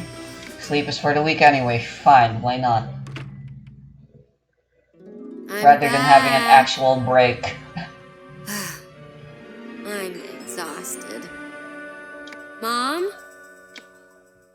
Huh? Maybe she already went to bed. Oh, welcome back, Rue. Sorry. I work early tomorrow again, so I fell asleep before you got back. Mom? Cece, I mean, that tall lady customer, has she been around? I haven't seen her in a while, but I didn't get home until nightfall today, so I can't say if she came by during the day. Oh, right. Okay. We're missing out on a lot of profits. What's going on with her? We've been collecting all this. Nothing for it. Auntie, guess what? Everyone told me how impressive my alchemy was. I've got 3 curio here. If she pays 1 million for each one, then that's 3 million. 3, Fanty! With that much, we'd be able to eat anything. Well, wait. First, I'd need to buy the apartment back from Mr. Pumpleton. How much does it cost? Now I'm getting really pumped. Keep it up, Fanty. Oh, and while you're at it, I want to make a potion for Claris, so could you also get these ingredients I've written down? I'll give you something nice. So get to it, Fanty.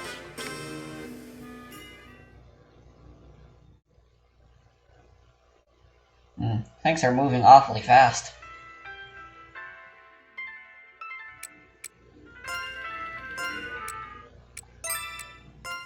Alright, that cutscene was shorter than I expected, so guess we should just 1456. Such a strange number.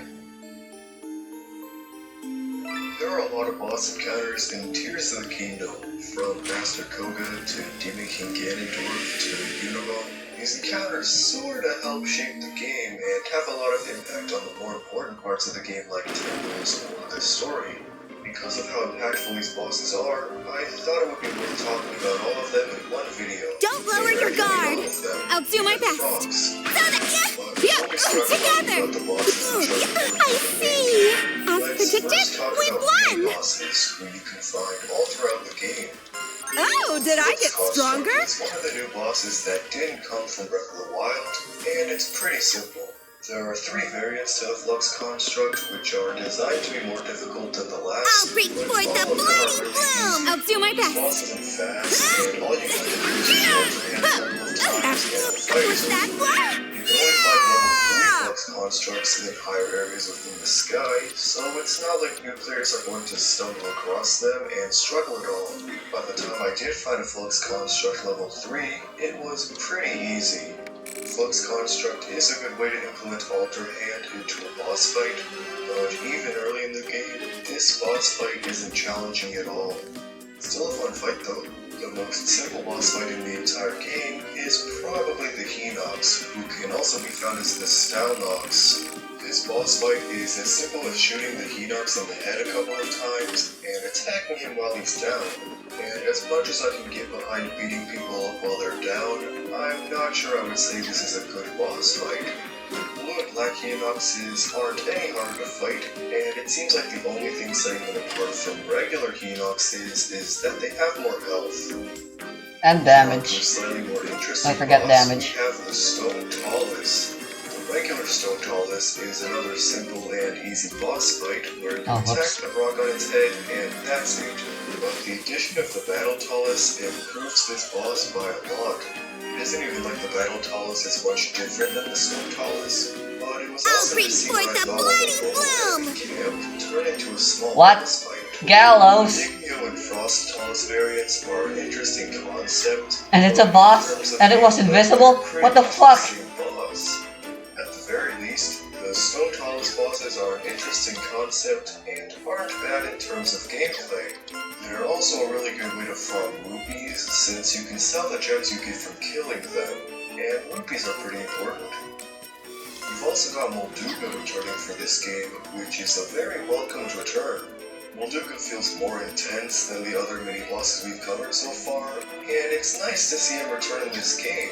I mean, in terms of gameplay, this boss isn't anything special, but that soundtrack, oh my goodness. A great view! Doesn't come in Evade complete. I'll use that now! Are you alright? Why didn't you play the drop? That's literally the best part of the song. I did! Ice, Electric, and King Leok. The Ice Leok is the easiest of the four, and the King Leok is, well, he's King Leok. The first Leok I encountered was a Fire Leok on my way to Rito Village. The slight problem was that I had 5 hearts and didn't have a bow which dealt over 20 damage.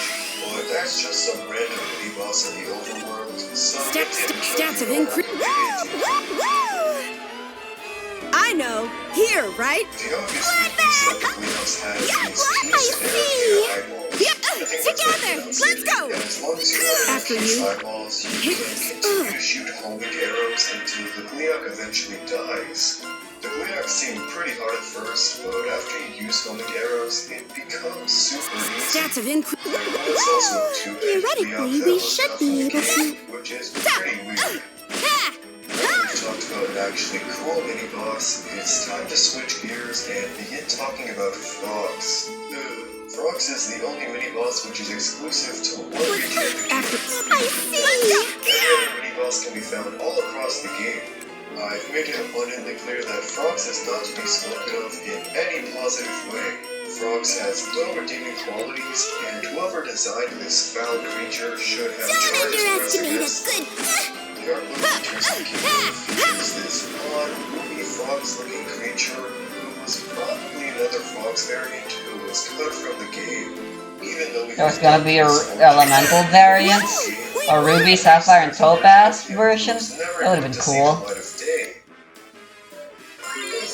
Of course I have experience. That seems about right. Skill increase. This is the fruit of my labor. I get stronger? Bosses in the game, which makes a lot of sense, since this boss fight is super forgettable. There's nothing to cover when it comes to the gameplay of this boss. Let's but go! At least we can be grateful that we get to attack Unibel for once. Even if we're I know. Here, right? Too slow. After yes. Kurt, why'd you hit Ripper? How dare you? Get to your stations. Oh shit. Now. You killed Yuri. Technically is considered a main boss. Of course I have experience. Koga has 4 boss fights, and although they're all different, I think they're similar enough to talk about him as one boss. You know, Yuri doesn't have to be in the main since I can't find the real thing, and Cartel's using a lance anyhow. The introduction to Master Koga is definitely my favorite of all the bosses, because as per usual, he comes in and it's super dramatic, and it leads into an extremely easy boss fight. None of the fights against Master Koga I don't remember. hard at all, and the real highlight is the dialogue before the fights. There's unique dialogue with Master Koga if you're wearing the Giga Clan armor set, which I thought was pretty cool, and even without the bonus dialogue, Master Koga is pretty funny. The next boss to talk about is I'll bring forth the bloody bloom! I'll do my best. This is basically my favorite boss in the entire game. Have to do with attacking the areas and the boss dies, but I Stand by in the usual position. Time. Aside from the final boss, there isn't any boss which features Victory! and honestly, I think this boss fight set my expectations way too high for Praise future invigorates bosses. me! Although soundtrack doesn't matter all that much, the Galleria soundtrack is my favorite in the entire game, and really elevates the boss fight. Even though Dragon Roost Island is the most overplayed Nintendo song ever, it's still cool to see references to other Zelda games within the Galleria soundtrack. I'm gonna keep it short because I've talked about this boss before, and probably will in the future as well. My favorite boss is obviously the last one. A treasure room, wow. Moravia is probably the most forgettable main boss, which makes sense. Don't lower your guard! Just there to show you how to use Unibel's ability. I know. Doesn't really Here, do right? anything. There's There's no challenge to this boss. It's okay. The design isn't bad, but it's really just there. I'll do my There best. isn't much to say. So what is it then? Victory! The important boss for the Goron quest line is the Marbled Goma. This boss fight is pretty cool, but it's also beyond easy and doesn't really pose a challenge. Although I wouldn't say it's as boring a boss fight as Galleria.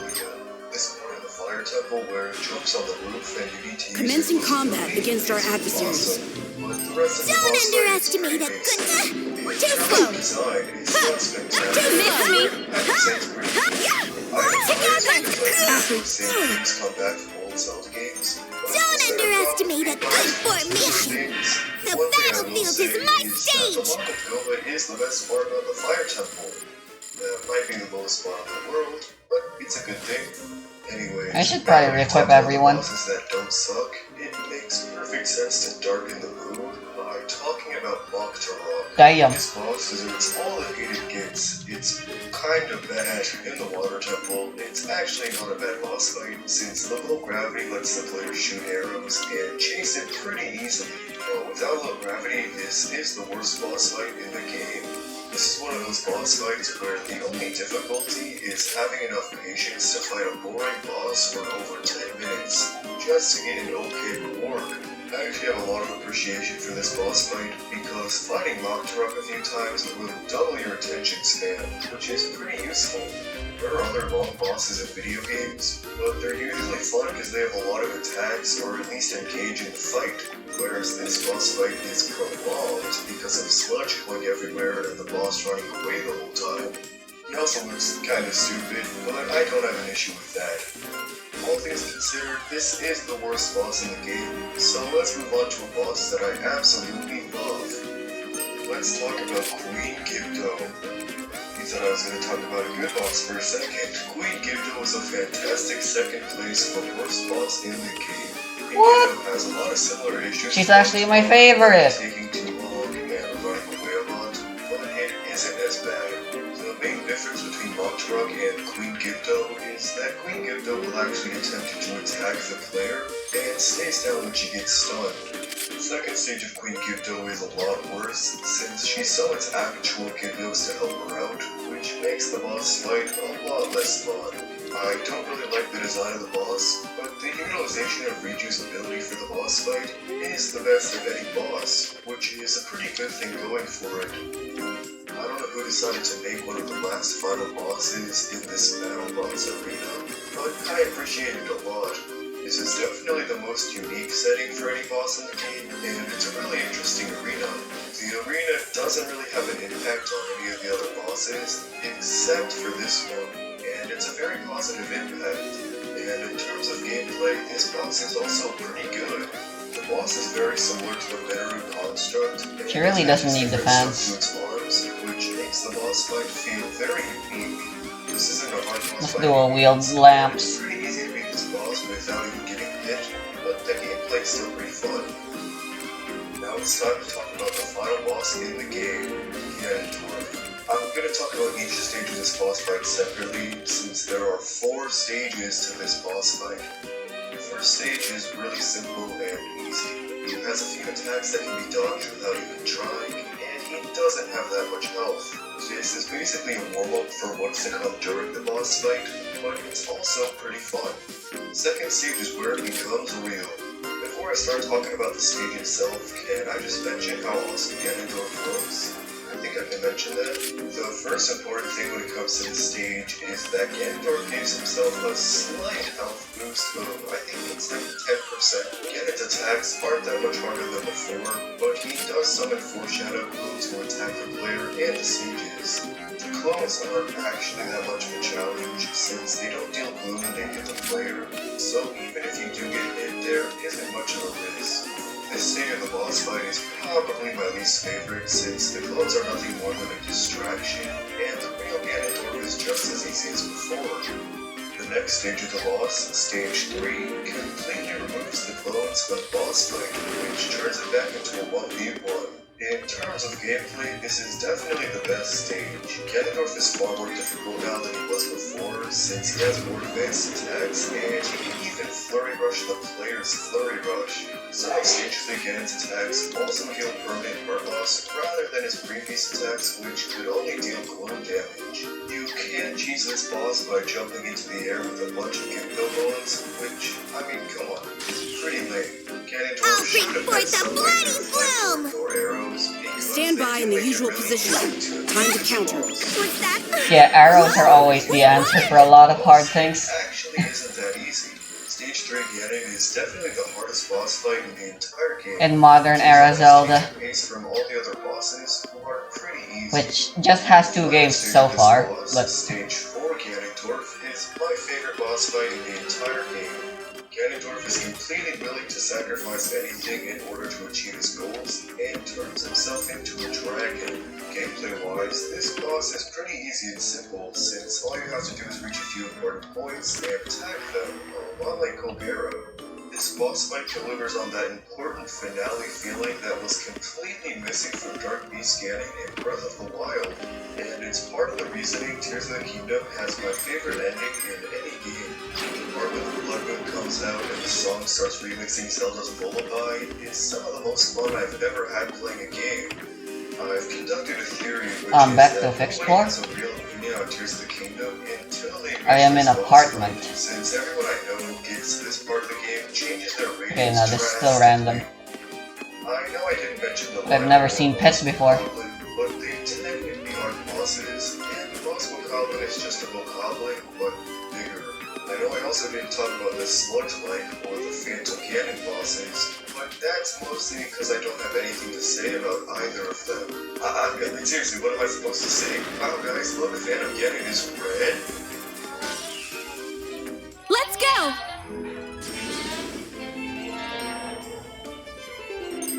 A great view!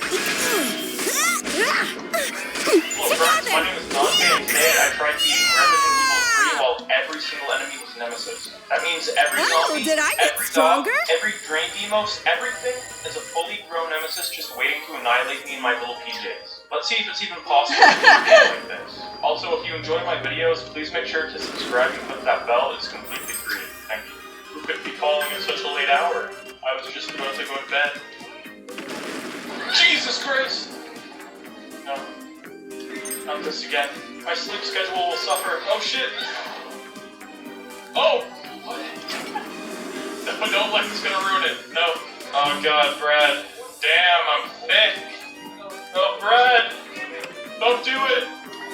Don't do it! Stay away! No! Oh god, no!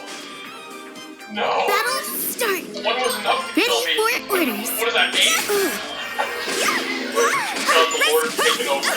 Annihilation complete. Like, Jesus It's our Christ. victory. Dude, they're walking at me right now. Skill increased. Wait, whoa, I'll be of that, hey, even that's more not use. fair. Wait a minute. That was cheap. Yeah, that was cheap, dude. No. Okay, skip. How do you dodge? I don't play on PC. No! Run for the damn hills! Red, help! Did I die? Oh shit, I died. You know what? No, I'm not playing this game. Run back to the hotel! No! Oh shit! I'm sorry. Oh. Do not be afraid of the Nemesis. Or the Nemesi? Is that how you say it, plural? Nemesi? Dude, one punch is enough! Start! Well... Stand by in the usual position. Time to counter. Going back down to normal, maybe standard. Okay, Brad, I'm ready for this baby round 2. Let's go. Come on, please. Maybe I can take a little bit more of a beating. Yes, first try. Oh, where do I go? Well, maybe I need to jump? no, that's not gonna work. I fucking can't. Oh my god, nice try, Brad, but no Oh, here, I can break up. the one zombie that slipped through. God damn it. Oh, what is this? My favorite weapon I see. There it is. Potassium. Chris, get the banana. Potassium. He got past Brad by T-posing. Shit, run. Oh god, not worth it. That's just how powerful Nemesis is. Oh no, there's more than one! There's more than one! Crawl! Go, go, go! Go, go, go, go, go! Oh god, there is a bus. They went to school. I didn't know Nemesis was a schoolboy. Holy shit. Oh, thank god it's a human. Dude, have you seen what's out there? Don't be scared of me, man. I know I might look a little bit weird, but I'm not a threat. What we have here is some banana ammo. Oh, and I have the spoon as well. Oh boy! Oh jeez. Hi, boys. Okay, we're just gonna I'll go cut through down here. all in my way. God. I'll do my best. Stop looking at me. Look at them. Looking at me. Of course. Let's go. This is our victory. Oh god. Oh. Come on, boy. Ah! Oh god, my dodging. I don't know how to dodge on PC. Oh shit. Oh god. Okay, yeah, just... Yeah, press the space bar and the cool flashy effects make you feel real good. Oh sure, I made it. That's it, honestly. I'll bring forth the bloody bloom! That's a lot. I know. Here, right? Sent in like 10 nemesis. Nemesis. I'm gonna call it After you. Oh, my savior. I'll do my best. Oh, damn! Why? The battlefield Damn, is now my that's stage! man's man. Carlos, you're a little sweaty. Oh, God. Okay, well, it's okay since you saved my life, I guess. Don't touch me with your disgusting nude body. Please don't look me in the eye when you're shirtless. God. Oh, hello, gentlemen. What? How's it going? Of Okay, course. I'm Of gonna course. go off on my own little journey. I don't know quite what I'm looking for. Probably a bed. Of course, Rep is the one that wants to use it. Sure, go ahead. Don't do a shine. Don't pull a The Shining. Trusty old spoon. Oh wait, do I need to reload my banana? Oh, I do. Okay, let's hope I can go with just a banana. Some of the events literally just do nothing. Illegal substance. Okay. I think that's really cool. Not everything has to be a gameplay mechanic, yeah? No, it's another T-posing nemesis. Oh shit. Nope. No, God. Please. Please. Wait, I've already been here. Oh shh. Can't get me. Out of my way. Loser boy. Commencing combat See you against later, our adversaries.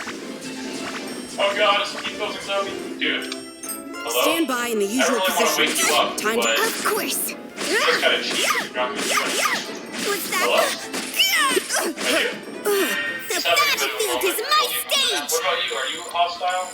I like how I'm stronger. same, but they each have different personalities, you know? This one's policeman nemesis, that one's traumatized nemesis. Oh god, no! They're using their superpowers. Oh god. What am I seeing here? I've had enough of this.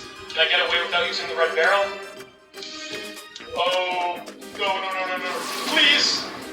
I'm sorry, I didn't mean it. God, no, don't touch me! God, no, it's beating me up. Ooh, finally, I used the high jump. Oh, God, please leave me alone. Oh, shit! Oh. Ready? God, I gotta do a perfect dodge every time. Oh, please leave me alone. Give me a break, bro. Would you like to stop, bro? I don't want to do easy mode. Out of the way. Ah! Perfect dodge. God, they stun lock me. God, please. Oh. No. Oh, shit! Quick! Oh god, I feel like I'm not gonna get another chance at this.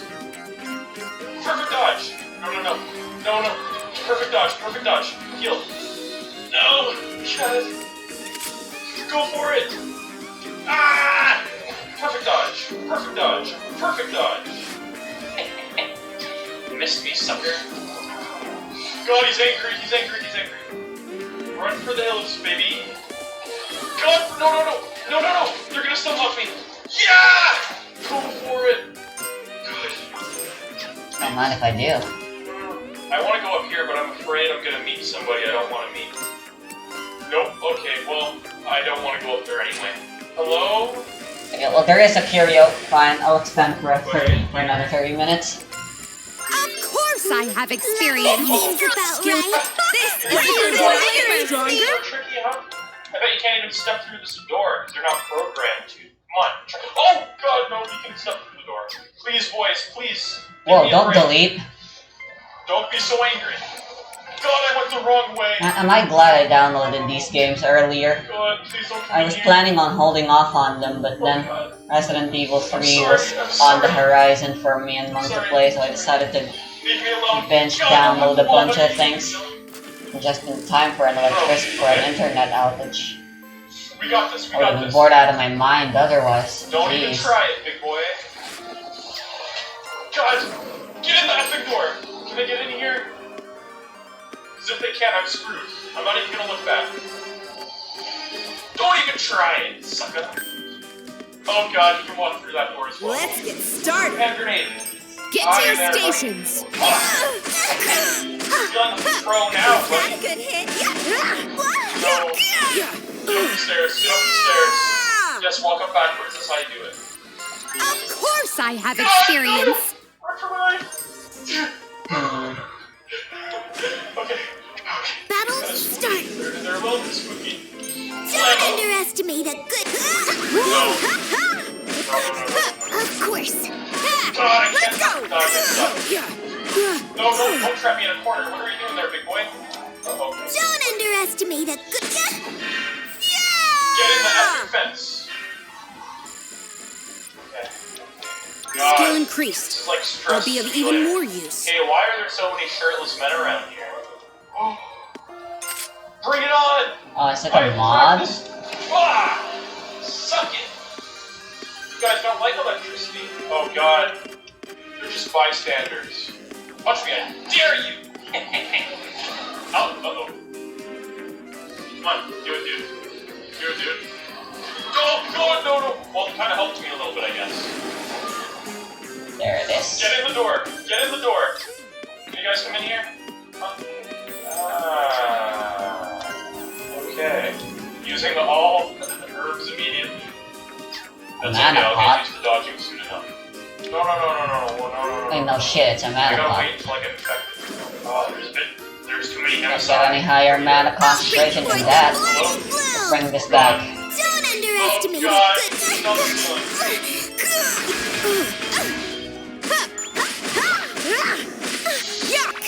Wait, I wonder if Cece...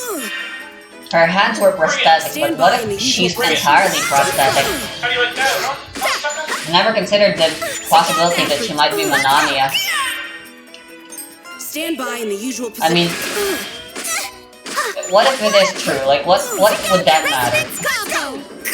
If it ever does come up. Like, what would that change in the story? Why does that matter? I'm stronger. Well, we'll see, I guess. If I'm crazy or correct or both.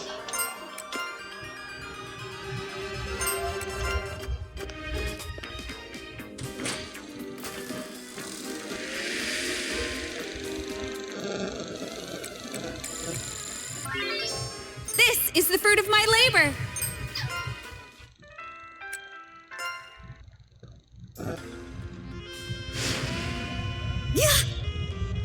Too slow. Burnt to a crisp again. You know you'd be a pile of ashes if this was a real fight. You'd be the Witch of Soot. Witch of Soot? How many times until you get it right? That's enough for today.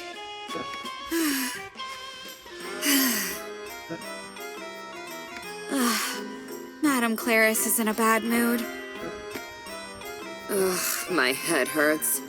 I'm hungover. I'll head home now. Drunk? Why is she teaching us while drunk? Huh? Heading out, Miss Claris. And here I came to see Rue's progress. She overslept because she has a hangover. She's such a handful. Silence, Nachiru! I'll leave the rest to you, Kit Kat. Oh, come on, not here. Ew. What a shame. A hottie like her reduced to a plastered mess.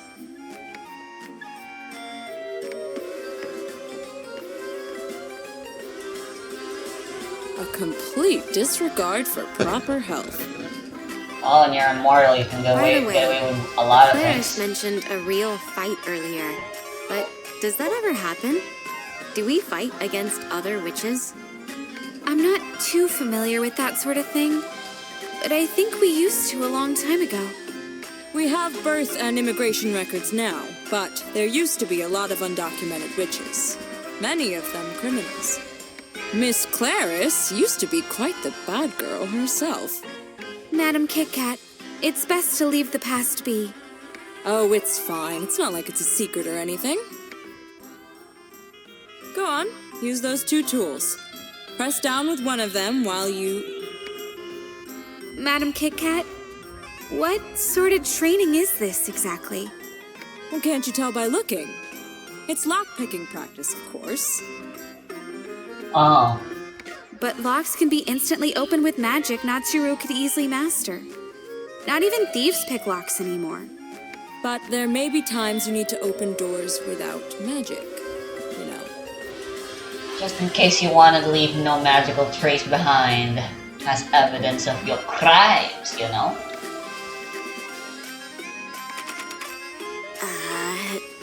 Like this?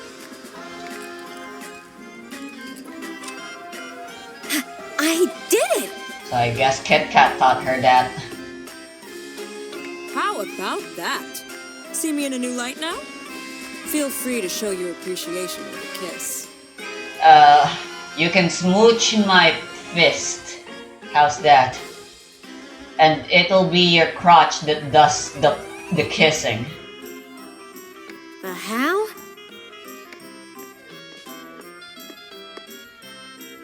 Madam Kit Kat, please see to these today. That's quite a stack to autograph. More testimony to your popularity, Madam Kit Kat. No way! Is this really a job for a witch? Sign these for me, Doris. What? Don't try to spring that on me. I'm heading out. You're on your own. But I have guests to entertain today. At least the cast of cardboard cutout side characters were introduced slowly one at a time. And here everyone just sort of shows up. I'm pretty sure there still might be more new characters. Alas, poor you. But this feels like JoJo Part 1 Phantom Blood levels of minor Gotcha. characters. About the spirit using you as a vessel. Other way around. You mean Fanty? It's harmless. It won't cause any trouble. No, that's not my concern. The Lantern Day Phantasmagory, was it? Could you call it out for us? It's in the middle of a... Huh? Sure. Oh, never mind, I'm right here. Yo, what up? Where did you come from? I am not obligated to answer anything from you. Silence. I appear to have made you wary of me. It appears to be rather difficult to have a proper conversation with. Yeah, considering I have no mouth. Yeah. All I can really do is agree or disagree. Well, we may not know exactly what it means, but would you like to ask it any more questions? No, I've seen enough. Thank you very much. And you as well, Wandering Spirit. You're welcome? I've been wondering, but what exactly is a wandering spirit? I wonder if the book Natsuru's been using was written by one of the people here. A title screen music. Labyrinth of Galleria, the Moon Society. Wandering Spirit is a general term given to the mysterious entities who are said to be both watchers and arbitrators. Entities? So it's not just one? I am many, bitch. Over 1 million people have downloaded this game. I don't actually know the sales figures. They are one in many, and many in one. Our today may be there tomorrow. And our tomorrow may be their yesterday. It's said they're beings that transcend space and time. Though they may be on a higher order of existence than us, they choose to involve themselves in our affairs on rare occasions. If it turns out to be a fun game. I feel like I can kinda understand Fanty. Like we're able to communicate somehow. I see. Well, as I said, there isn't just one incarnation of the spirit. Perhaps you crossed paths with a rather benevolent one. Yeah, I'm benevolent, alright. I'm doing all this without getting anything in return. Nachi has done nothing for me so far ever since I got here. Just like last time, back in the far future. That sounds so strange to say. Take that all with a grain of salt. Don't think too hard about it. It's probably the spirit of some poor old dead drunk you happen to summon. No, it's a pathetic guy with gender dysphoria. Right then, let's leave Trying that to get a degree so she can work as a game designer. Fuck, I used the wrong pronouns on myself. Am I going to get cancelled because I used my pronouns? I said my wrong pronouns wrongly. Pohl's book mentioned something called Mira Machina. They could help the puppet soldiers in their work. Ooh, are you gonna give some to me? Mira Machina. Mirage. Mirage knows about Fanty, but maybe she also knows about other stuff. Like who Pohl is. I'll have to ask her next time. Phew. I should go check on the curio. Well, the writer of the book's definitely a girl, at least. Oh, hello. Potentially Hello. It's been a Amananya. while. I trust you've been well. The main leading thing that makes my theory wrong that Cecilia's Manania is just the fact that it's already been established that puppet soldiers can really only work in high concentrated mana areas.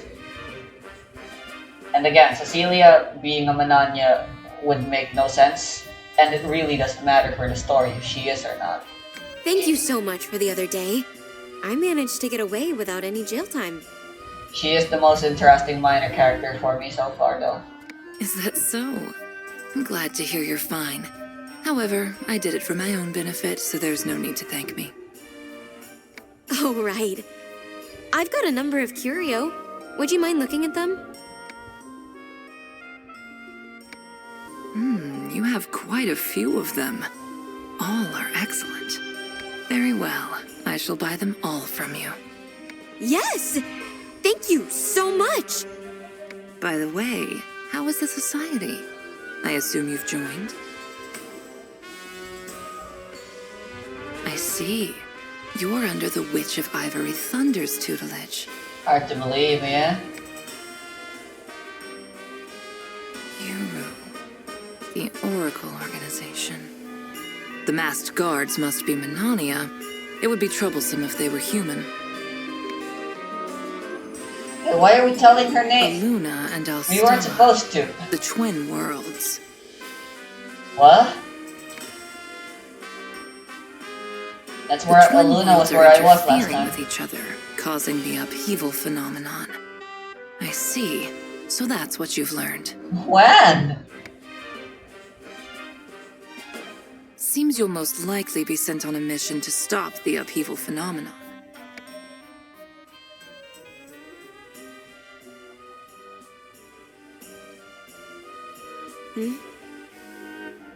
Oh. Cece was here. Then I fell asleep again. I should close up shop for today.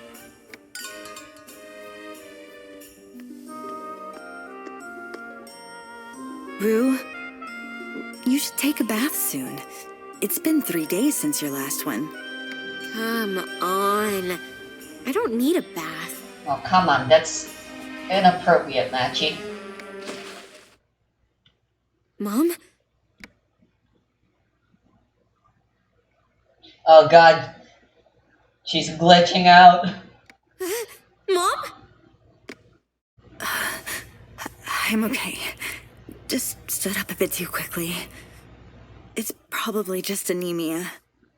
No, you need to go to the hospital. This is bad. What if it's the ash affliction? I'm fine. I'll be better once I get some sleep. What are you talking about? You need to see a doctor. Or a witch if it's the ash affliction. A witch? You don't know any witches, do you? Huh? Well, no. But I figured you could go to one, just in case. Never. Yeah, we're affiliated with a They're whole heaping dozen by praise now. on TV and radio, but there's nothing good about witches or magic. But I'll just sleep it off, okay? Just help me to bed. I'll have someone examine me the next time I go get your medicine. Okay. Oh, there's Noir.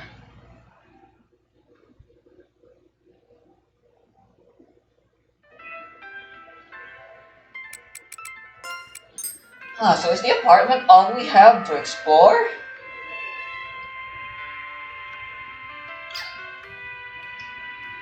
Not to mention the amount of curios. The second part is a whole lot smaller. A pacifier?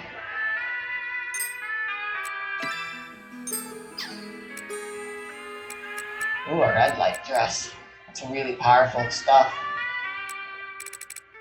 Why are we getting high tier stuff already?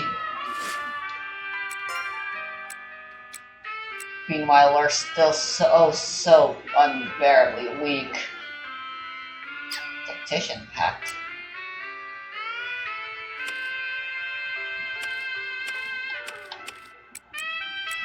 The mage pact is level 3, so I think it's due time that gets replaced. This can be replaced too.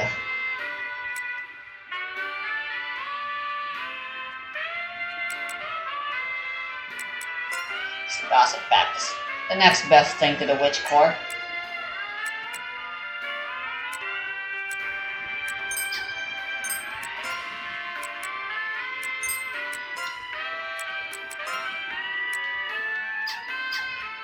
Right, let's see.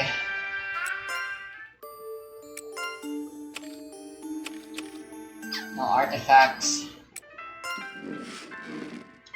Jeez, why are they so stingy? Am I just gonna have to rely on the witch petition for my new characters? I think so.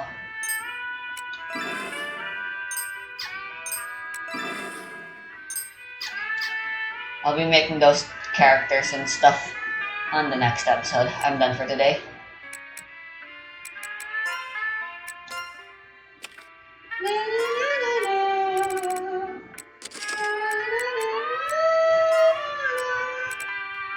I doubt they'd put in 2 quests.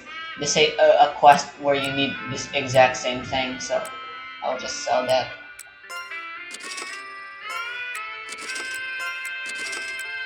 There's an increase in sale prices I get. Everything does, actually. Weird.